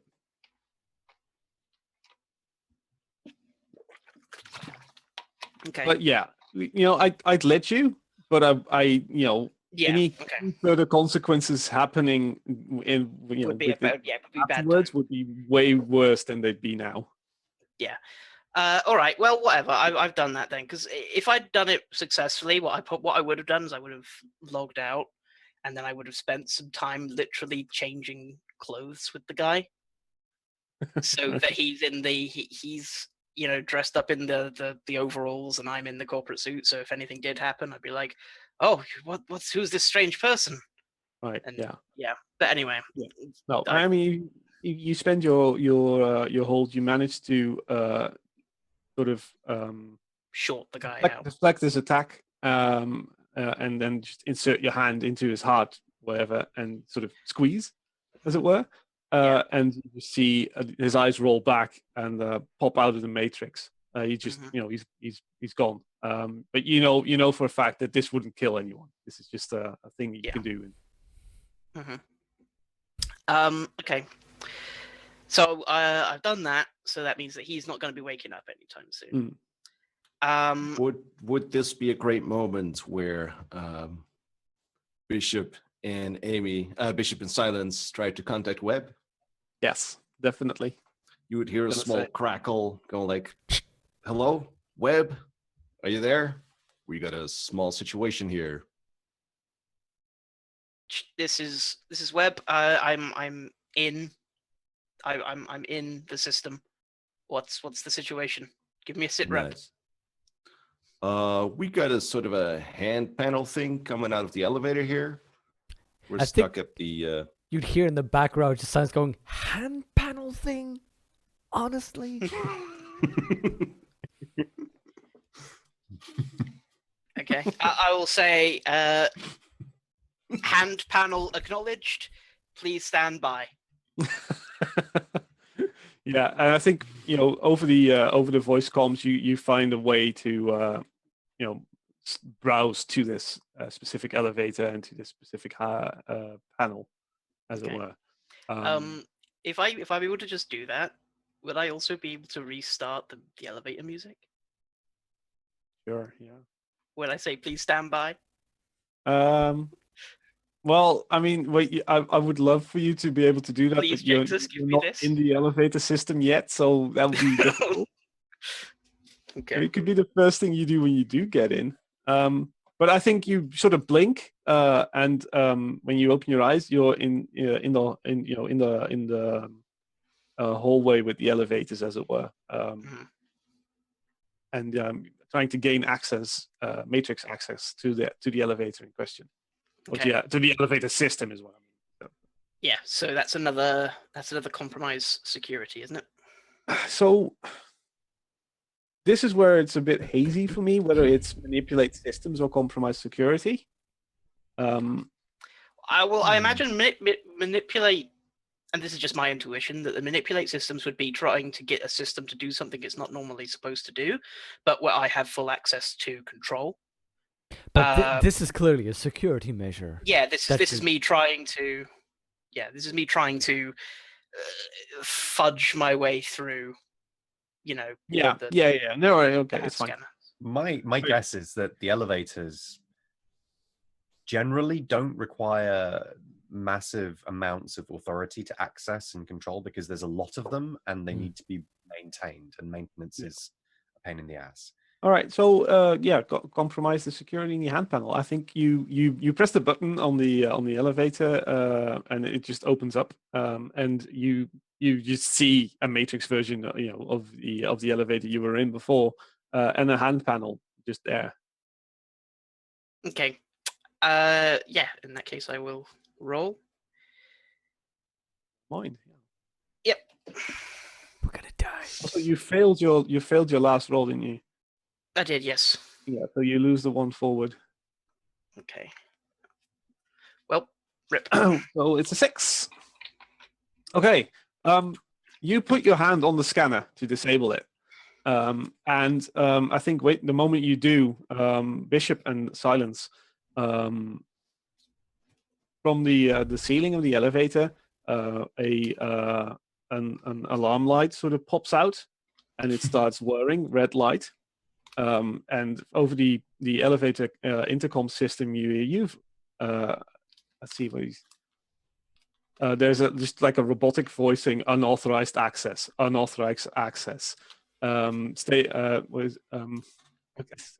I'm tired. I'm trying to come up Something with like prepare for security measures, engaging. Yeah, in- exactly. Yeah, prepare. Yeah. Stand by for security measures and security personnel. And the you web, hear an web. audible click on the elevator doors as well as a locking mechanism sort of locks tight so that you can't really physically open the doors if you wanted to.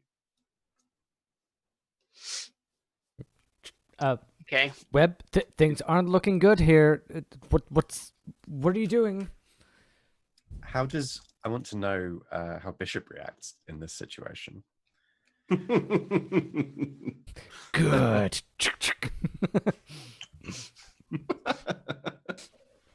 No, this will be the fail fish emote from Twitch. I laid my life in the hands of a teenager. Yeah. So I mean, there's an alarm in the elevator and a constant robotic voice saying, unauthorized access, stand by for security personnel, unauthorized access, stand by for, and it won't shut up. Webb, you for some reason, I think you for now you're fine. There doesn't seem to be anything wrong in the matrix Mm-hmm. because the system thinks that someone in the elevator actually triggered the panel. Okay. But what you do see is like the locking mechanism on the door. And you see a little icon for the alarm light and a little icon for the PA, the PA system. Yeah. So like, can I? So the alarm has been sounded and security personnel have been alerted, and even if I shut it down now, there's I mean, its you might signal be has able to. been sent. A signal has been sent. Yes. Yeah. So even You if I might was be able to mess with things, but yeah, that's what I'm thinking. So it's just shutting it down won't stop people from. Okay, so okay, so now here is where I feel as though a manipulate systems might be the way forward. Could I possibly have like direct the signal from rather than this elevator a different elevator, make it seem as though it's coming from a different elevator rather than the one they're in? yes. Although I don't think it be manipulate systems because you're still messing with security. Okay. Security. Okay. Well, okay, I will.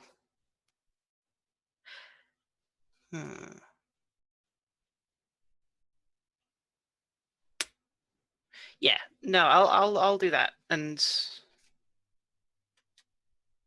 yeah, okay, yeah, I'll do that. And I don't get the +1 forward anymore, do I? Nope.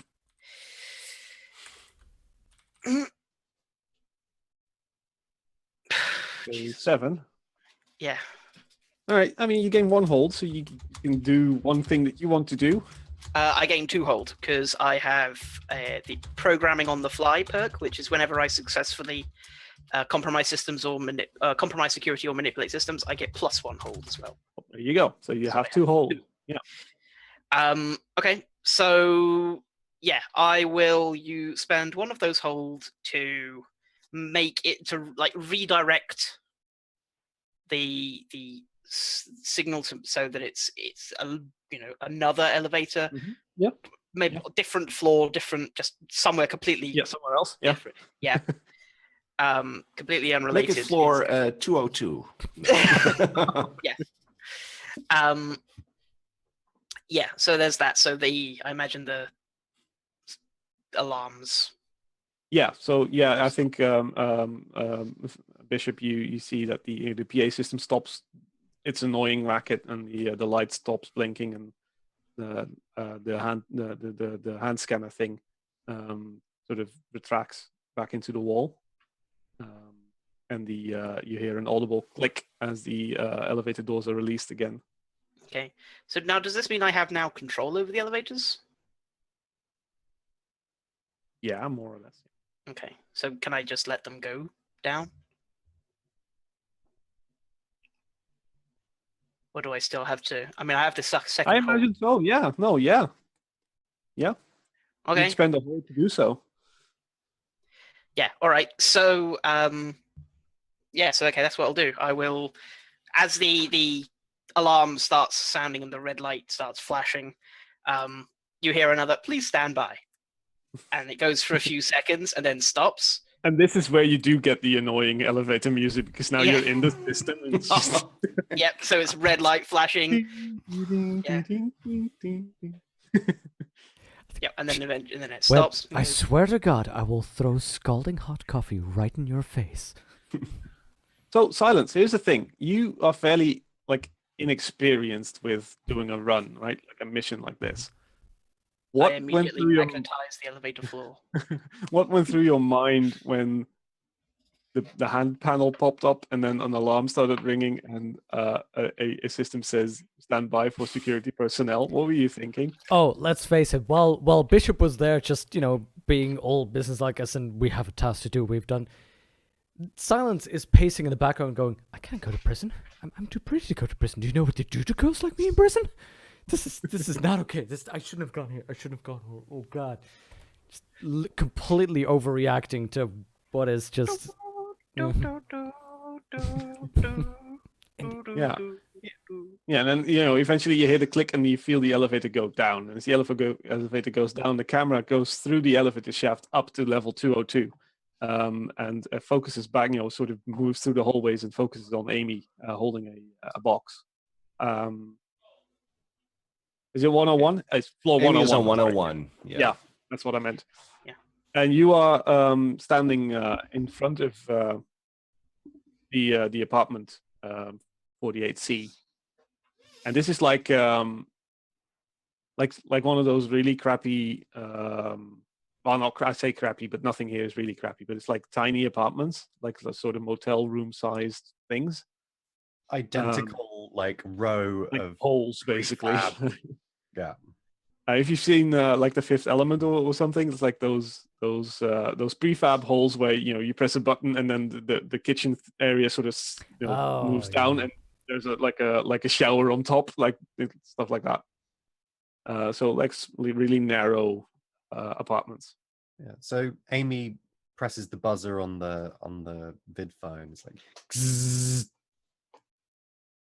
And you hear a very familiar voice. As I need to look.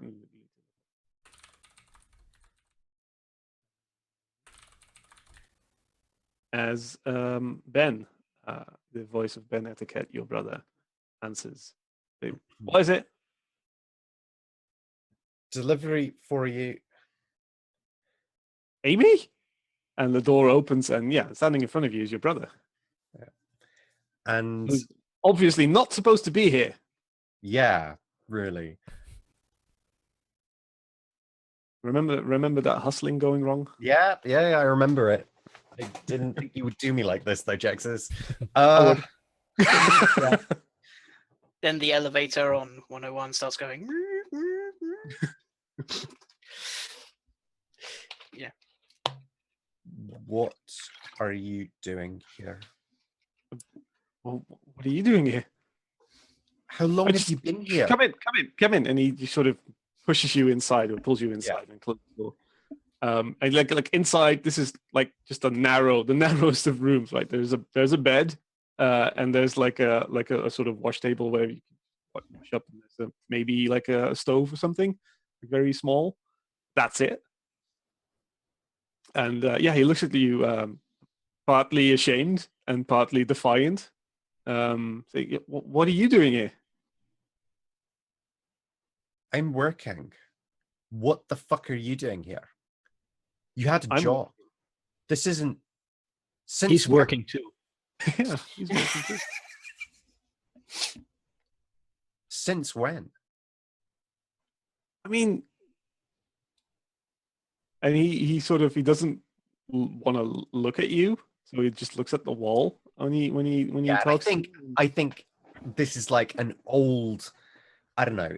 For Amy, it brings back all the fights they had during childhood. It brings back their father's funeral, where Ben didn't go, like, or he was late or something. And it like there's echoes of all the all fuck the ups that Ben- arguments these two have ever had, and she just like drops this box down on the bed, counter bed thing, multi-purpose unit that serves as both of those, rips the tab off it. It's like, I was delivering food for Princess, and like starts throwing the produce that's inside. There's a thin layer of like actual stuff from Farmworks, and then like there's all the stuff that was on the shopping list, the SW sort of list, and just like chucks it on the floor. Like,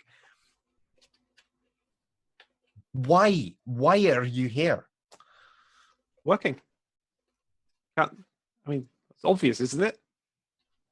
Fine, I don't have time for this. Well, hold Yeah. on. What do you? I mean, you had a package for me? Did Minerva? What's her name? Not Minerva. Is the other one? She's not a hostess of the Primrose. Primrose. Did Primrose send this? Yes. Why are you? And he's confused, right? Because he really didn't expect you of all people to deliver this. Also, my Irish accent is somewhere else because I can't do it. I won't do it. I'm sorry. He has a voice modulator and he sounds exactly like certain Texas. Because that's all the But yeah. rage under male, amongst male prostitutes. He's confused and sort of looking at the stuff that you threw on the thing, and it's like, what? Why didn't you just send someone else, the standard person? There is no standard person here. This is the single most dangerous place you can do this kind of work. Well, I mean, if you come off your lazy ass and get us some work, then I wouldn't have to work with ISSW to in the first place. Who's my contact?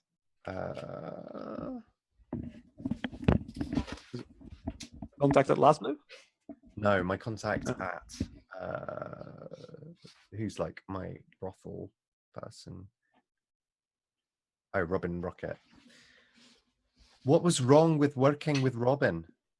I mean, nothing, but this pays better. And with the stuff I need cash. You know this. You're still on the gear. I mean, on the gear is so you make it seem like it's bad. I think at this point there's some radio noise in Amy's ear. Yeah, this is where Webb, we've got a problem. Something about a hand panel thingy. Yeah, and then Amy stand by. probably should be like responding to this. So in the previous scene, you're like, why isn't Amy like telling them what to do? That's why. It's because she's in the middle of a fucking argument. Mark XP for this. Thank you. And I think Amy like grabs him by both shoulders, like quite roughly. Yeah. And like just sort of holds him still and stares into his eyes. Yeah, and you can see in his eyes that he's high as a kite, right? He's just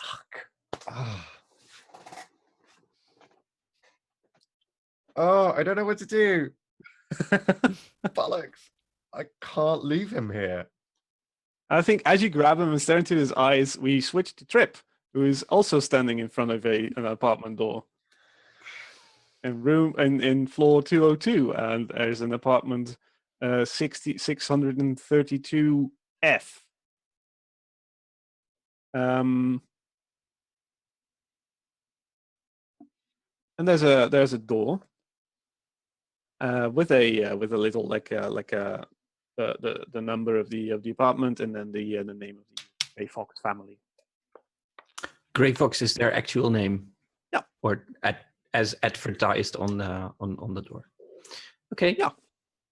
Is there a buzzer? Yeah. Okay. I knock on the door.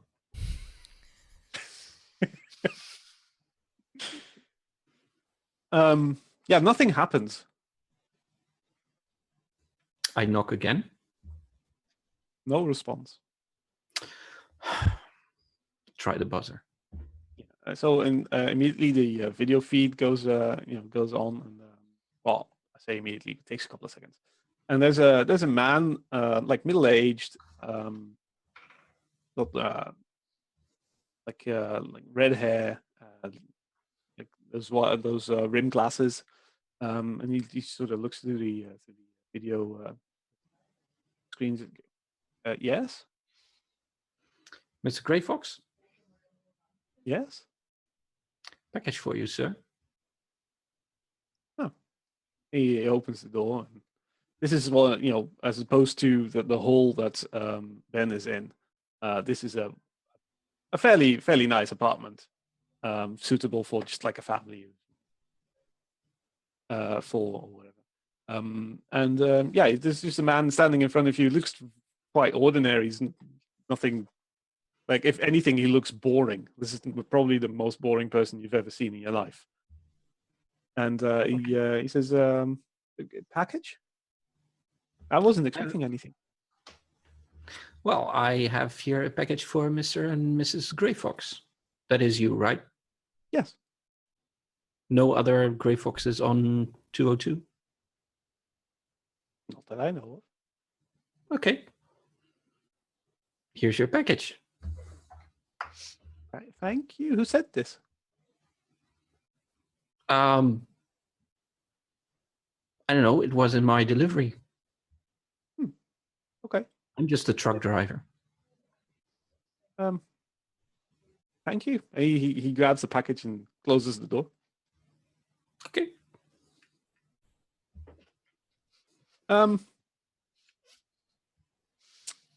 Amy, have you decided what you want to do with Ben? Yeah, I think Amy is really angry and immediately is like, quick, pack a bag. No, just grab a coat. We're leaving. You're coming with me. I'm not leaving, no. You want to stay here? Yes. Business is booming, Amy. And he has this weird sort of grin on his face that he always has when he's pulling off some sort of weird nonsense. Yeah. And I mean, you just resupplied me for another month. I'm good to go. things are going to get harder here. I'm not here. I haven't started working as a delivery driver. You know that. Yes, yeah. I mean, you do whatever you want and I do whatever I want. I'm offering you a way out. But I don't need a way out, Amy. Fine. I'm fine here. Okay, I think she's just kind of like expels like a stream of air and rage and like all the worked up stuff. But ultimately, he's his own person. If he Right. wants to stay in this shitty situation,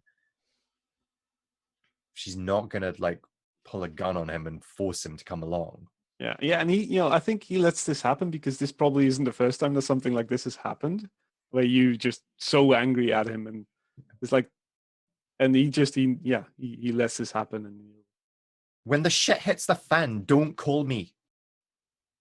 I'm done. And she walks out. Yeah, and then what we see is sort of him standing there, sort of, with his blank face, blank eyes, as the door sort of closes. So we arrive at level -6, and the elevator door opens. And instead of the standard array of elevators in front of you, you are faced with a hallway just straight ahead. Your elevator is the only elevator. I and imagine they it's clinical here, like just yeah, shiny definitely. chrome, but the shiny of somebody using chlorine to wipe away blood from a railing clean. yeah, stuff like that. Yeah, exactly.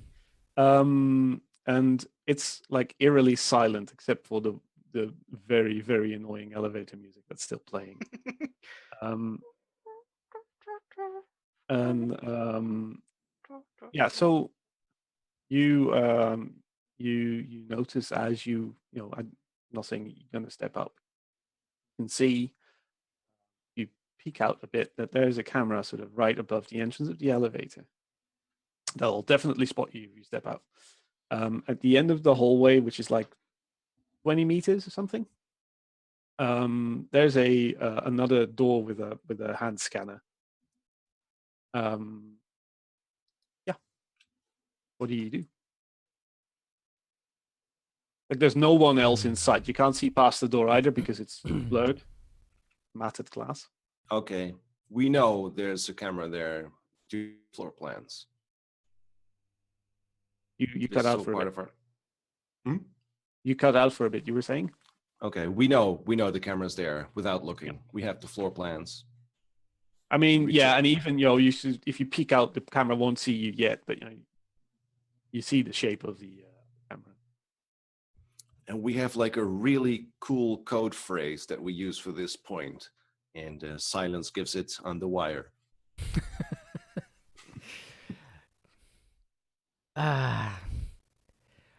Okay, Silence just connects to it and goes, okay, Webb, it's time to go bobbing for apples.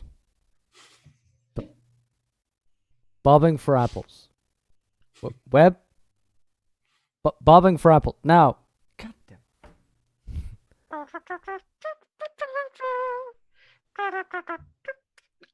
Yeah. Okay, so I guess I'd have. Would this be another compromised security? I imagine. Yeah. Okay, let's do that then. I would love to, but for some reason my computer is being super slow. Okay.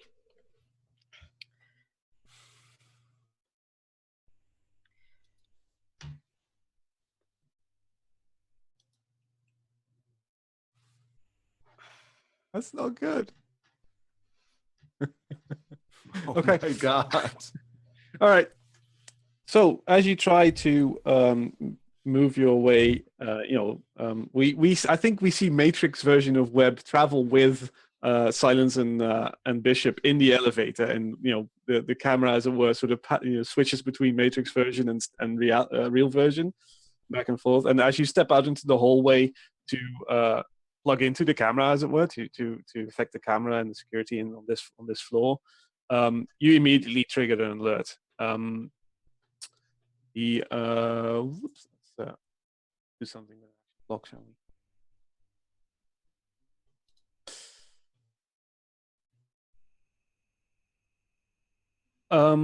Matrix alarms start blaring. Real time alarms start blaring.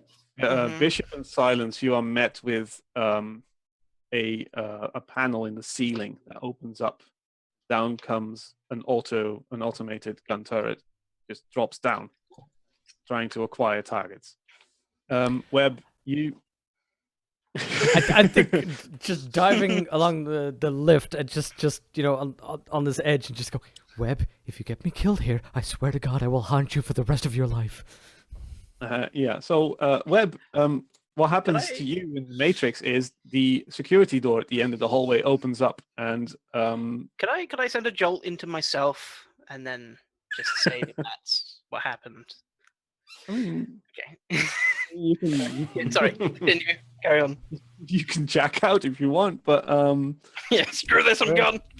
the chapter on ice. Oh God, where was it? Is you gonna meet some nasty thing? Oh, there we go. Two Lazarus drones dressed entirely in black shirts, black suits, black shoes, black hair, black sunglasses, black gloves, open the door and rush at you. And they pull out It's all two right. guns. I know kung fu. They pull out two guns and they start shooting at you. Okay. And basically, what happens is that you lower your cyber deck has ratings. Have you written them down somewhere? Probably. Let me take a quick look. Where are you? Yes. Which one are you after? So I'm thinking they actually doesn't make any. Yes, it would. You lower your firewall by one. Okie dokie. Oh, Still by have two. what? Sorry. Oh, okay. Well, Yeah. that's that's my firewall gone then. Right. So yeah, and now you guys have some chance to actually act. And meanwhile, I'm looking up what that actually does. In a while, the Matrix is a difficult place. I mean, is there something that we could be doing in this physical space right now? It's a Yeah. turret aimed right at us. I mean, you can do. So Yeah. Yeah.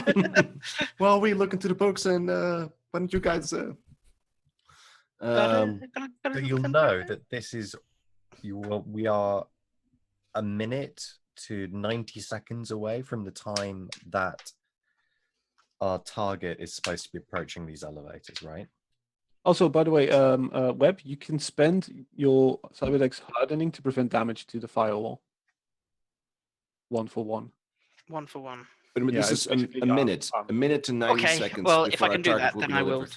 Then I will do that. I will spend 1 hardening to maintain 1 firewall.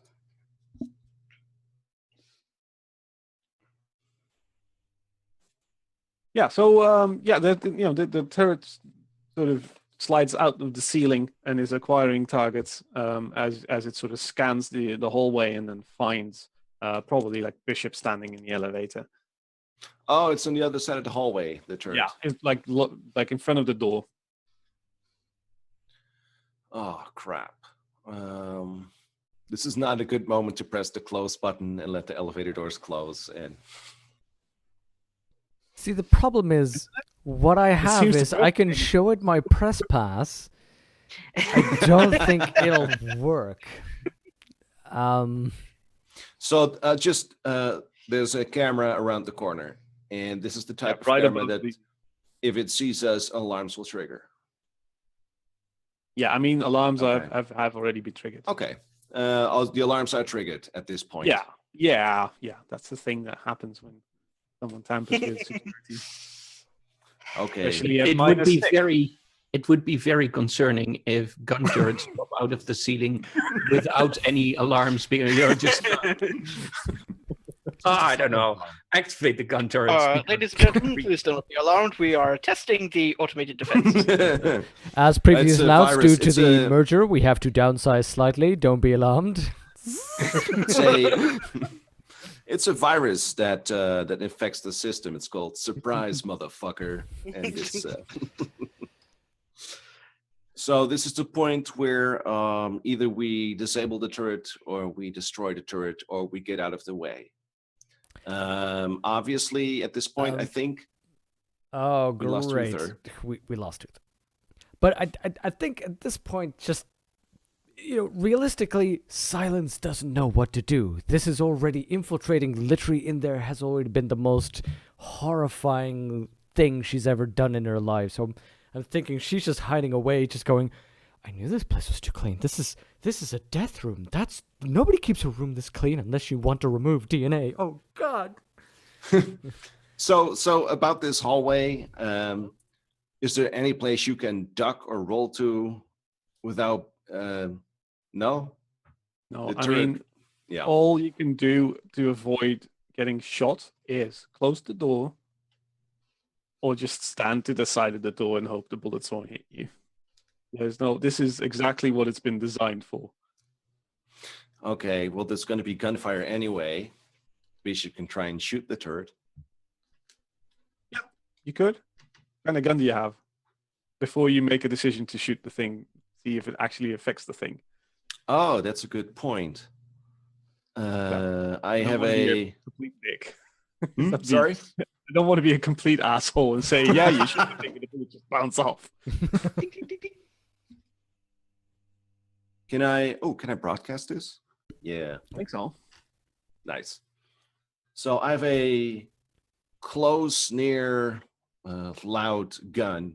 It's a heavy pistol, and it does 3 harm. Is that sufficient? I don't know how big I'd the say hallway is. so. I'd say you'd be able to inflict damage on the turret. Whether it be enough to actually destroy the thing is another thing entirely, of course. Okay, I get the feeling like I could fire maybe 1 shot before it starts unloading the ammunition. It really depends on how well you roll and what happens in that case. All you need to do is destroy its targeting system. It's very simple. Yeah. Or Very fire a shot directly into its barrel and destroy that. Oh, right. But So I please, just do you not have like an EMP grenade? It works in I data do not sets. have EMP grenades. Do you have EMP grenades, by the way? Hey, do you have gear, I'm a, Bishop? I'm a reporter. I do- I can Why would spend I 1 have gear. EMP grenades? I have a very profound fear of death. That's what I have right now in this situation. If you have gear, now might be the time to spend it. I Oh my you don't God. have to. You guys are forcing me.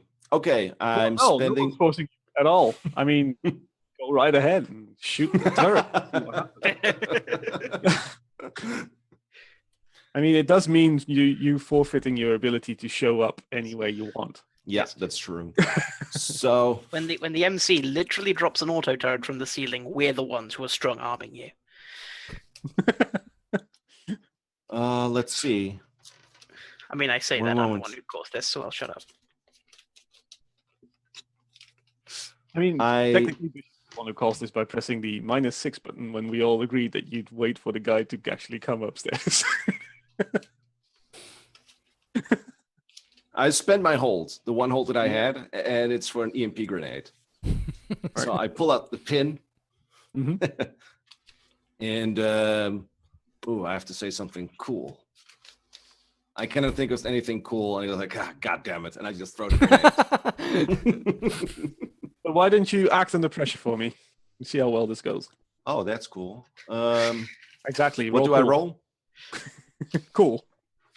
And I'm providing security, so I get 1 forward. Yes. See, I'm getting a roll 20 subscription. This is ridiculous. You stumble, hesitate, flinch. The MC. Okay. What happens is the barrel of the minigun, as it is, it's a thing now. That's like It's rotating.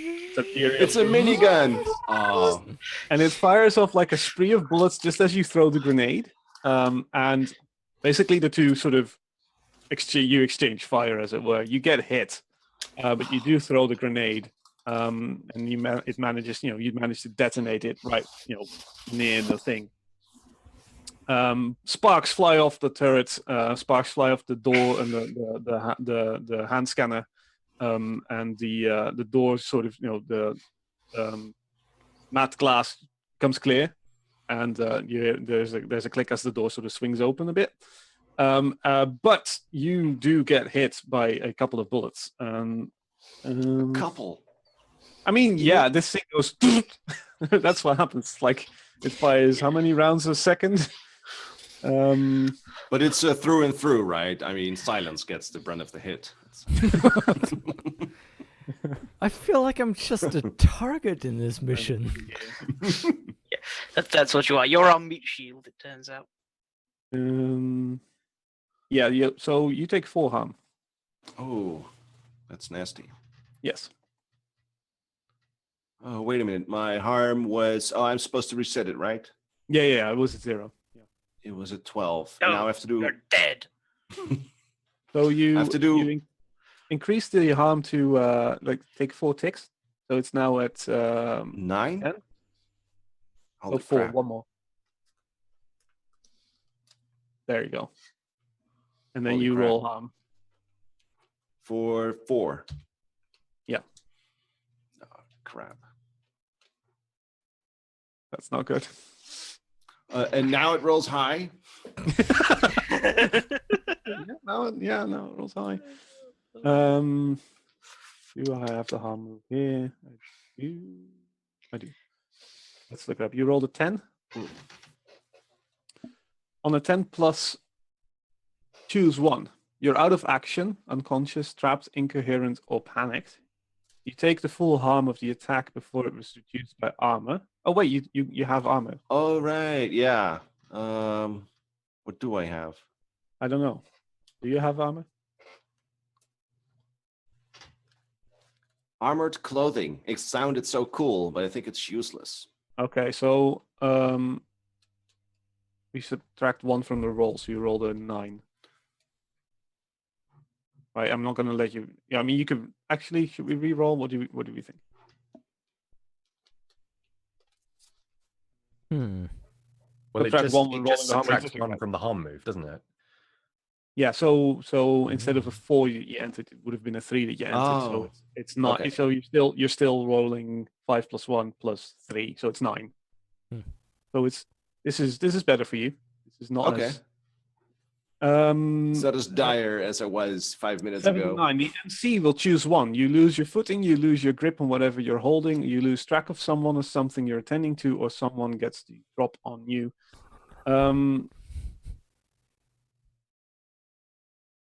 I don't. I mean, Can I make a suggestion? yes, please. No. It makes perfect sense. Bishop used an EMP grenade. So Webb gets ejected out of the Matrix version of the elevator and can't assist them anymore. Well, if you imagine this is part of the I lab, think- this will I be think- cut off from most parts. So I think this would actually benefit you in a way, Webb. You get jacked out. You do have to roll the jack out move, but like the moment these two guys swing for your face is the moment that the EMP grenade explodes, and you just get crashed out of the matrix. Bishop is just sort of knocked back against the wall of the elevator with a gaping hole somewhere. Where you're not, you are really, it's not going well for you. You need immediate assistance, and you, so yeah, you lose your footing, as it were, which just means that you now sort of lie semi-disabled, slumped in the back of the elevator. Webb, you roll. I just did. Cool. I was cool, and I just did. Right, yeah. So You jack out, you choose one, you lose some data, you take some of the established consequences, or the owners of the target system trace you to your current location. So when it says I lose some data, what would that mean? Because I've not gathered any data. To me, that would indicate that you wouldn't be able to pick that. Okay. All right. I mean, established consequences here would be taking physical harm. Okay. I think I could take some harm. I could do that. 1 minute you're looking at two goons trying to knock you out, basically trying to inflict harm, trying to damage your systems, and the next you are lying on the floor. You fell out of your chairs. You got a massive jolt from the system, and you take 2 harm. Okay. And you just feel an enormous sort of burning, tingling, the burning pain in the back of your head where you insert your jack, and there's just smoke sort of coming from the thing. Okay. And it's at this moment that Amy comes over the comms, and she's like, "Sorry about that. I had something to deal with." Yeah. Remember, what was that hand scanner? Remember, we're meeting up by the up on the unsecured floor. He should be arriving at -6 any second now. What's going on? Actually, we have a slight issue. And then what you hear is a massive explosion, and the audio thing just cuts out as the floor gets hit with a wave. Maybe just Web. oh god, Bishop is. Oh fuck! Amy says to outside the street, outside her brother's shitty apartment. So this is Webb's harm clock. And what's your role, Webb?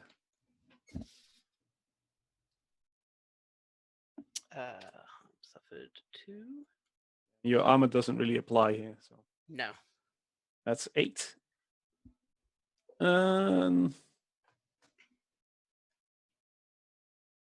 Okay, I think you are just momentarily like stunned. And any assistance that you would be able to provide normally when you're sort of up and running, I think you just need time to recover from this massive jolt to the head. You're lying there sort of dazed on the floor.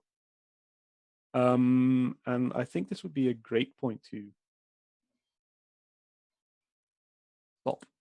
Oh. And cliffhanger it as we see Amy, anger and maybe some tears in her eyes, stand in front of the door of her brother's apartment, sort of checking in with the rest of the team. And we see Bishop bleeding out in the elevator, while Silence is sort of panicking. And meanwhile, maybe Trip is running for assistance or something, or what are you doing? What's the last thing we see when? Yeah, so Trip is pressing the button to call an elevator with some impatience. Right, yeah. And then the final shot we see Webb sort of come to and try to get up, but he just can't, and he sags back down. Here's what happens: is like Webb is still kind of like when you're forcibly shunted out of the Matrix like that, all of your senses are completely screwed. So I'm not even quite sure if I'm awake. It's basically a form of sleep paralysis. Right. And I am like laying on and the big irony is that I've been knocked out of my chair by the Force. I'm lying just sort of slumped over the top of the guy I shunted out earlier. All right. Yeah. Cool. And that's where we see the credits of Ashes to Ashes, Chrome to Rust fly past. Nice. Yeah, cool. Nice. And it's elevator music instead of the regular credits music. Ding, ding, ding, ding, ding. I walk out into the hallway and hope the minigun still works.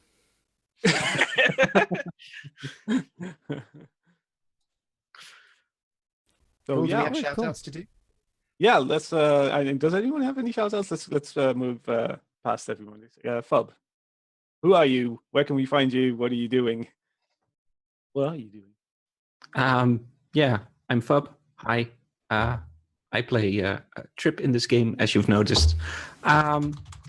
You can find, well, actually, I have been writing session reports from this campaign. So if you're only just now dropping in, I'll drop the link in chat. This is where you can find the reports and links to the YouTube recordings of the sessions. So check that out if you're interested and want to read up on what went before. You even got a report for the missing episode. Cool. Exactly. I'm very hideously catching that in the middle of the stream in a moment, so that people can see. All right, cool. Yeah, Huthor. What about you, man? I am Huthor. My face is now an emote. My life is complete. I've won. There's nothing more I really need to accomplish. Yeah, that's it. That's all I need to or want to say. All right, cool. Brayden? No shout outs. Just give Mass Effect Andromeda the love it deserves, guys. I agree. I agree. Alex? Thanks, Jexis. I'm Alex, better known as fake_Alex_blue. Follow me on Twitter. I tweet about assembling IKEA furniture, feelings, and role-playing games. So if those are things that you're interested in, yeah, follow me there. I don't have any scheduled things to announce, but if you are interested in keeping up with what I'm doing, I do tend to put it on my Twitter. So that's the best place to head. Cool, thanks. I'm Jexus on Twitter, or Jexus1985 on Twitch, because I'm an idiot and can't seem to pick the same name for all my different things. You can keep track of me, what I'm doing. I usually don't tweet out things when I'm doing them, so you could try. You're probably better off following Bar on a Gamer on Twitter and on Twitch than that you'll see me there. So yeah, that's it for me. Nothing to announce yet. I say yet as if there's something to announce. Yeah, back to you. Oh, thank you so much. I'm Brona Gamer. I am contending for the laziest streamer on Twitch, as I just get somebody else to do all the streaming for me, and I take all the credit, which is the best system I could figure out, really. So we do this every other week. We play the Sprawl. We're going to have to reschedule the next one, because that's when Tracy's going to be here, and I only get 10 days with her, so I want to spend as much time as we can. So we'll just, unfortunately, next time is going to be a little bit of a different schedule. But I will be back on Saturday, because Huthor is forcing me to fight this horrible boss in Dark Souls 3, and I will lose his respect if I don't do it. So on Saturday, we will be back here, embarrassing myself in front of all of you. I mean, it'll take you 20 tries to do it first time, right? First time go. Oh, well, it's the magic of live editing. Thank you so much for being here, everyone. Thank you so much for watching us fail on screen and succeed, depending on our various strengths and weaknesses. And I hope to see you next time, which you will see on our Twitter is being announced, and of course the Discord channel, which is also just Bar on a Gamer. Find me anywhere on the web, YouTube, Twitch, Twitter, all under Bar on a Gamer. Thank you so much, everyone, and we'll see you next time. Hack the planet!